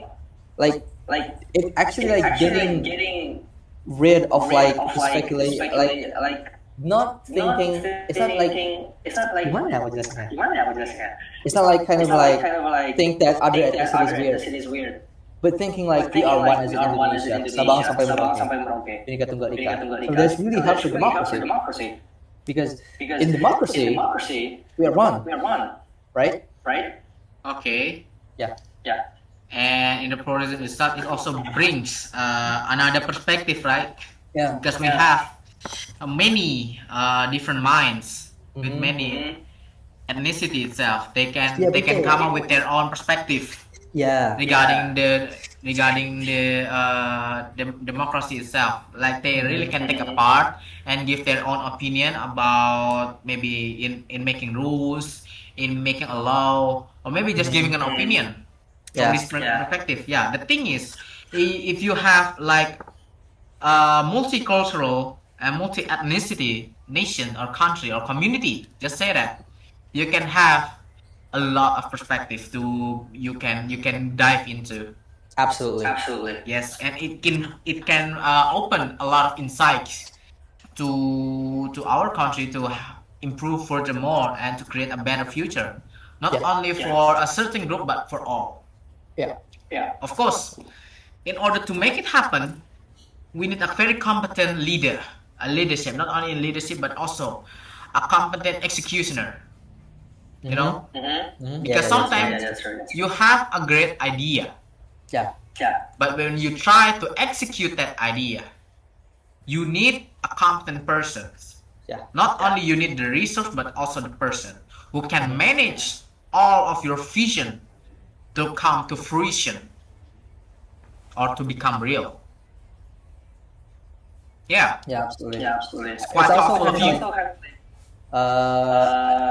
of before I answer, I think it's have a relation with something like Pancasila idolizing. It's like when their idol do something, like they think that you said is the execution, and probably like the one who idolizing the person is actually gonna do the same thing.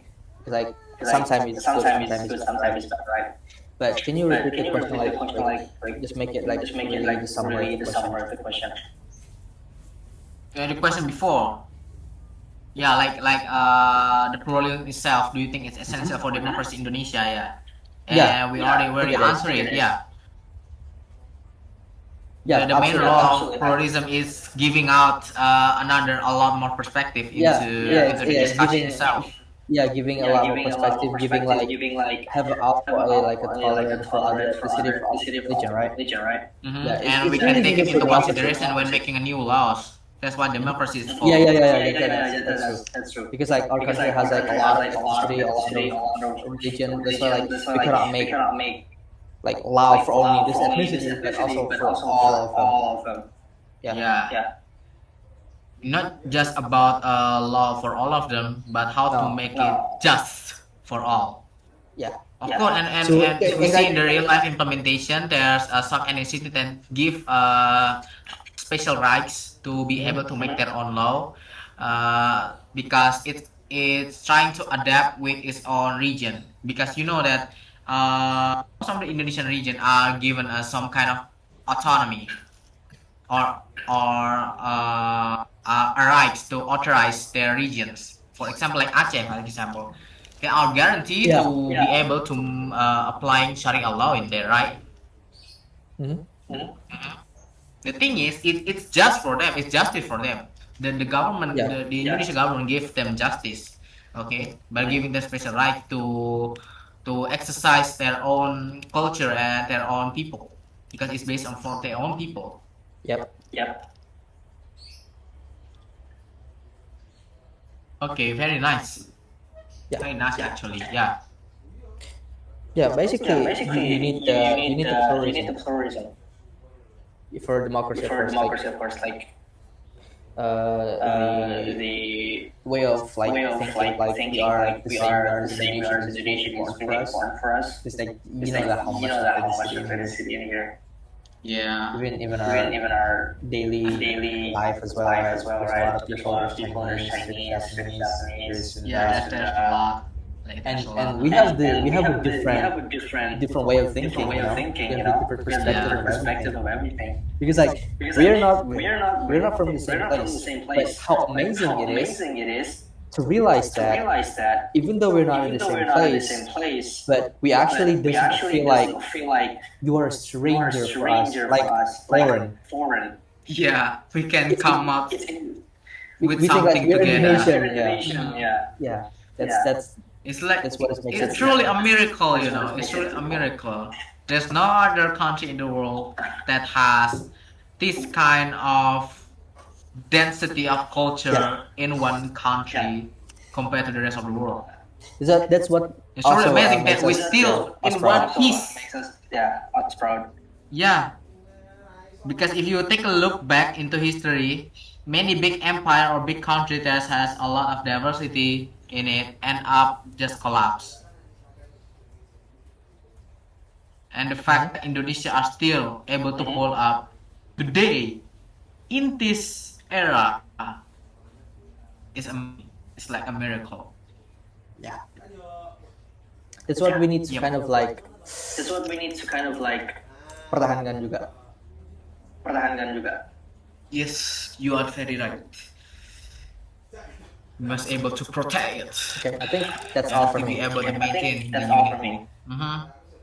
Okay, maybe last question, yeah, from me to yours all. Maybe here's the questions. How can citizens ensure government policies truly protect minority rights? And should freedom of expressions be limited to protect pluralism? Why? Or maybe why not? Or not? One of you can answer it, because that question is still lingering in my head for quite a while.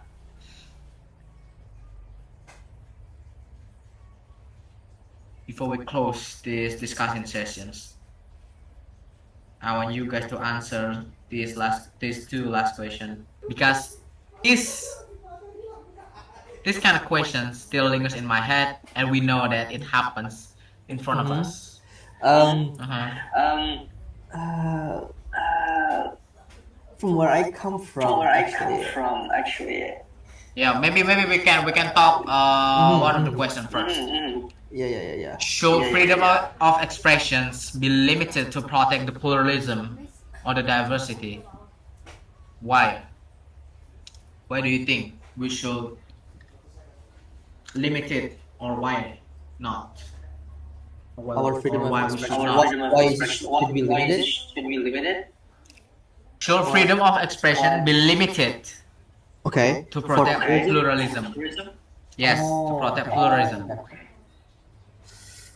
Oh, that's kind of rough. That's kind of rough. Yeah, because we know that as for today, we're still given the rights Okay. to express our opinion Yeah, freely. express our expression. Expression. Yeah. Yeah, I mean, like, have you often like, you often you like, have, you have, I know you have a Christian friend, and do you have something that you say that you don't agree? that you don't agree? That I don't agree. Yeah.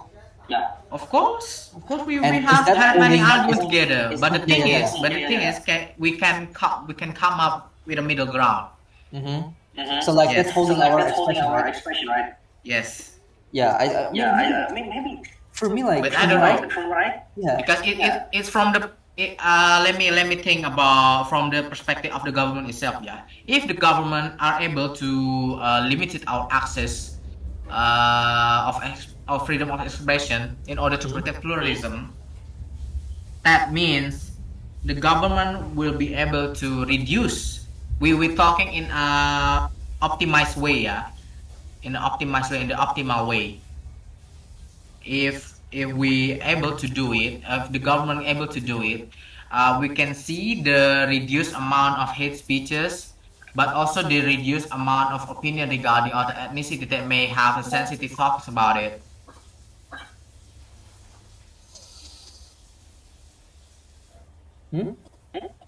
your voice is patah-patah. Okay. I'm gonna repeat it again. If we give the rights for the government to be able to limit our freedom of expressions, Yeah. yeah, that means in an optimal way, of course we will see reduced amount of hate speeches online, but that means other sensitive topic Yeah. that may harm our pluralism or maybe our unity will be removed too. And the worst case is our freedom will be so limited, and the government are the ones who are able to control all of our media. Yeah, that's basically like the downside and the bright side, right? You get Yes. something, but you got a consequence for it. Yes. Yeah, You want to protect one thing so precious, you need to take another thing from your people. okay. How about this, Tika? How about like we actually like think like we just hold it ourselves. If we think like I think okay. Do you think that we should limit our expression? For my perspective, of course not. From the citizen's Yes. perspective, For me- of course not. For me as well. Well, the government maybe should not kind of like announce it publicly like during national because it's going to limit our expression as well. But it's kind of like the realization, isn't it?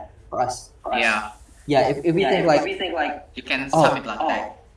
yeah, maybe like, I think I should limit my expression in here so like he doesn't, maybe feel bad or like feel kind of like an argument.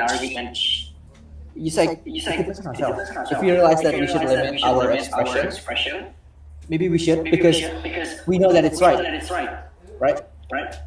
Yep. So, but if the government announces it publicly, there is like the consequences of it, and it's really big consequences. So for me, it's just like kind of you realization of yourself. You should not maybe not limit the expression, but instead you realize that you should limit or not. That's for me. So, final answer. Mhm. Final answer. My What's final final answer? answer? Okay. Yeah. Maybe the government should not limit the expression, but we know when to limit our expression. That's it. So no. From No. you, no. Yeah, Okay, no. so no. It's an Okay, opinion, it's an right? Yeah, of course. It's Yeah. a discussion. Yeah, Yeah. it's We don't have any kind of influence to. yeah. There to is make no right that answer as sort well of- of this. That sort of law. Yeah, we're not politicals. We're just Yeah, students. absolutely. Absolutely. I think the others also agree with this. Yeah, judging by their reaction, Yeah, Kafka is already Like- nodding so much right now. I think all of us are agree with that. Yeah. So the last question, the true last questions. How can citizens ensure government policies truly protect minority rights? Or maybe just, ensure the government policy really doing the thing.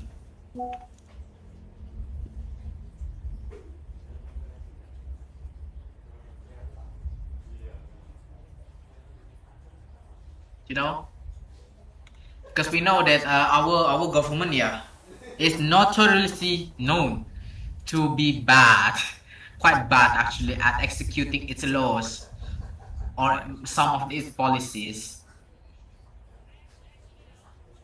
But how can we as the citizens ensure the government can truly work and exercise their policy to ensure the minority rights?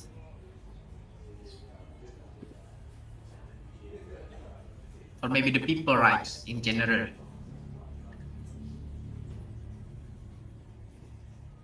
Because we know that sometimes there are some authority that has a power trip and they are, doing what they want to do regardless of the rule and the law that they make.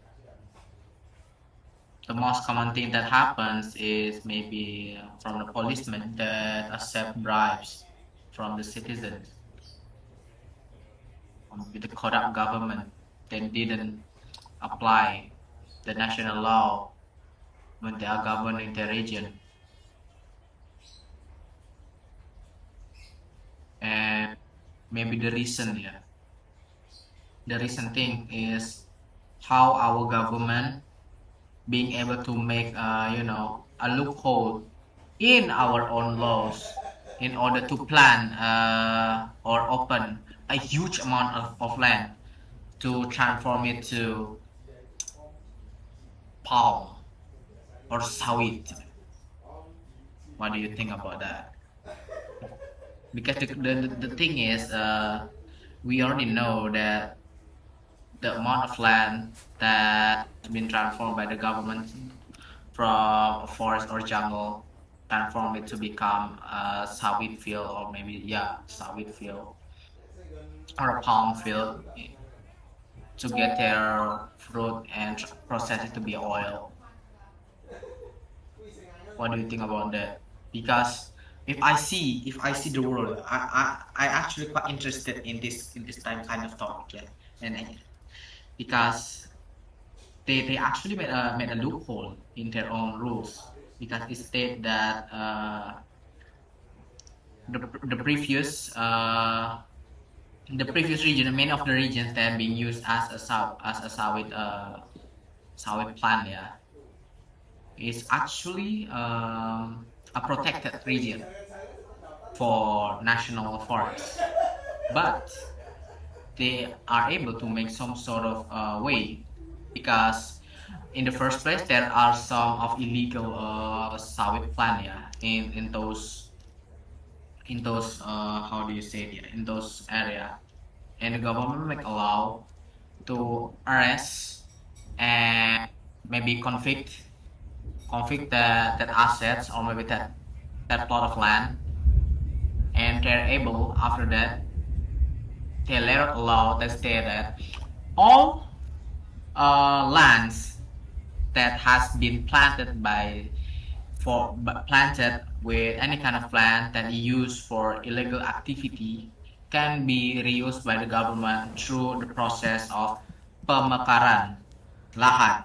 You know about that, pemekaran lahan, to be reused and resold through a legal manners, in order to be able to produce money for the government.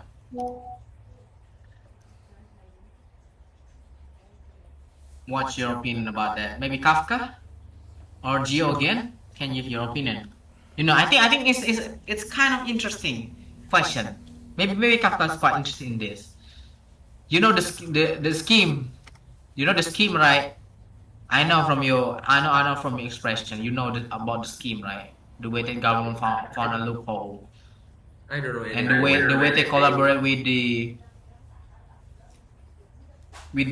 big enterprises in order to build and lease a huge amount of land to transform it into sawit field or the palm field. What do you think about that?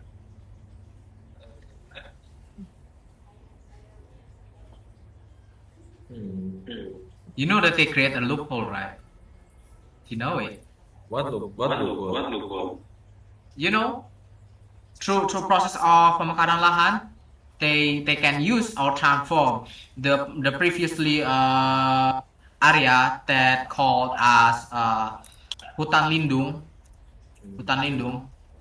They are able to transfer it to become legal sawit field.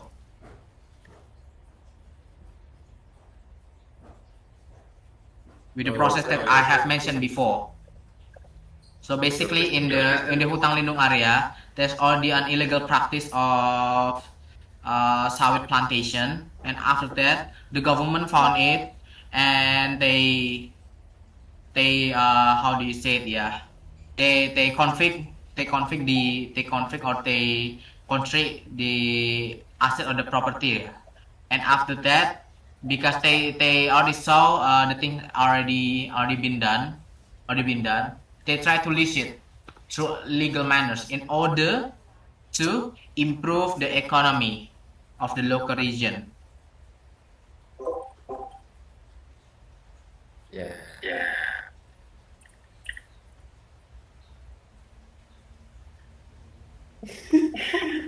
Come on, guys, at least give me your opinion.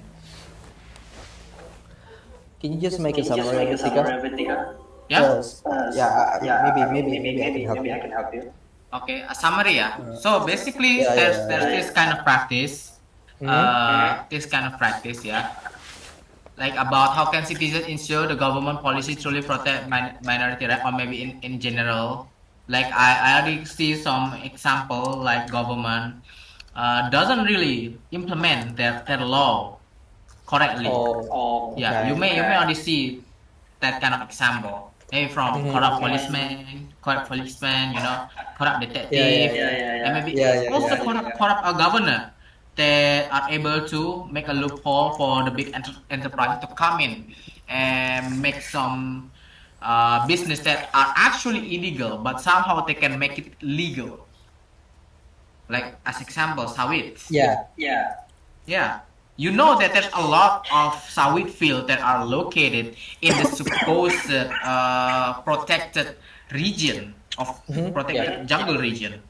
Yeah. Because I'm from Kalimantan as well, and there's a lot of sawit in there as well. And Yeah. probably they were actually illegal, but they maybe do something with the or do something with the government that make them legal. Of course, if you said what the government should do, of course there's a No, various no, thing no. that they No, the thing can do. is, I'm just giving you an example, right? I just Uh-huh. giving you an example of that, of how government perform in the real life. But the true Yeah. question is, how can we as a citizen ensure the government policies Oh, truly work? In this case, is protecting minority rights, or maybe in general. In general, how? Okay, let me answer this by a simple answer. As you can see, the lately news about a Sumatra flood that is caused by a what is it? Deforestation, right? Yeah. So the water can be stopped by a tree because the tree is gone. It's like by illegal logging, something like that. To keep sure that the government is working or not, the first one they must work transparently, so they update to the publicly like we have a problem like this and the process of a recovery since a flood in Aceh is going like this. But as I can see today, there are no updates at all, like continuation about recovery things in Aceh. That is a pretty bad news for us, especially we got some supplies from other country, but the president, I don't know what he's thinking, but he reject the supply from the other country, which is not good at all. It's just same as the cut the friendship of by two countries.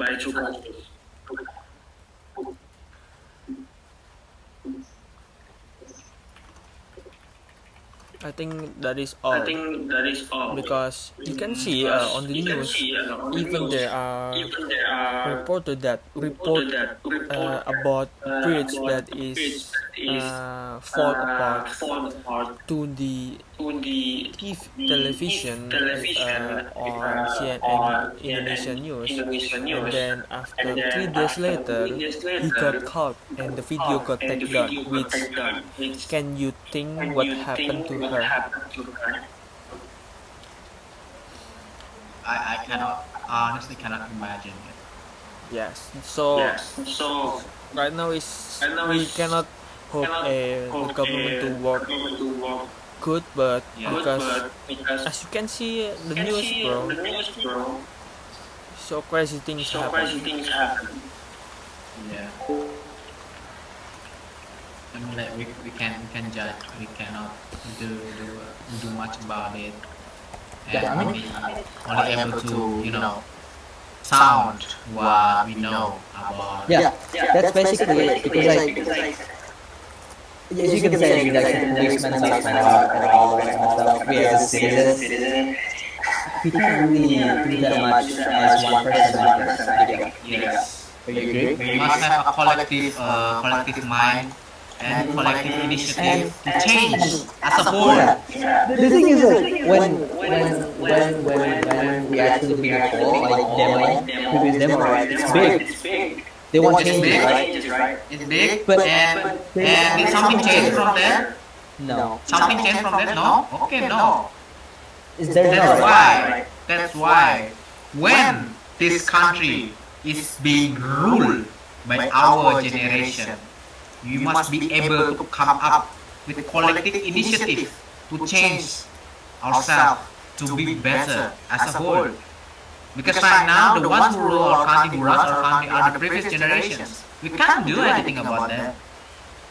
The only thing we can do is wait and maybe give some, feedback on their response and on their actions. But outside of that, we cannot do anything. But I think this is an opinion. I like someone who's like not everyone actually understands, right? Of course. Yeah, and like there is still people who still have like certain minds, like to be corrupt, to be like our government right now. Even like Yeah, but the thing is, if majority of our people have the same initiative to be better, it also will affect our governmental system and performance in the long term. If our generation has become the ones who rule the country or run the country. the thing is, it's pretty hard. Of course, it's hard. It takes a lot of dedication and collective awareness. Even in the president election that we discussed before, they use some people like give you money and you're gonna Yeah, for that. I know. That's the concerning thing about that. I know. And the sad part is many of the people, our own people, not just the authority, still do some kind of corruption. Also the idealizing of Pancasila is really a problem. You cannot just forget about people, kindness, or people mistakes. Don't judge people by like this is one cover, but the whole book. You need to see the whole book. Like people make mistakes, but you need to see the mistakes as well and the goodness, and you judge yourself. You cannot turn a blind eye on one thing. Yeah. Yes. And that's why I think sometimes life is funny. You And it is what it is, guys. Just laugh it out. Just laugh it out. Yeah, life is funny.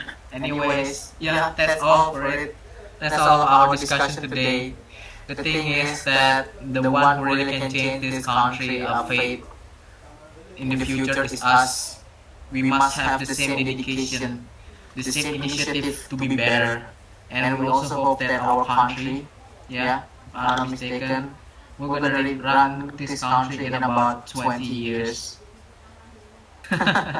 So let's just hope for the best for our country, hope for the prosperity and the long term and the unity for our country. Thank you guys for giving me the opportunity to be able to guide you through our discussion today. I hope we can learn something from this. We can learn something that be useful for us, and maybe we can evaluate ourselves if we still being a part of of doing some bad thing. I just hope that we can be a better person. Thank you guys. Thank you.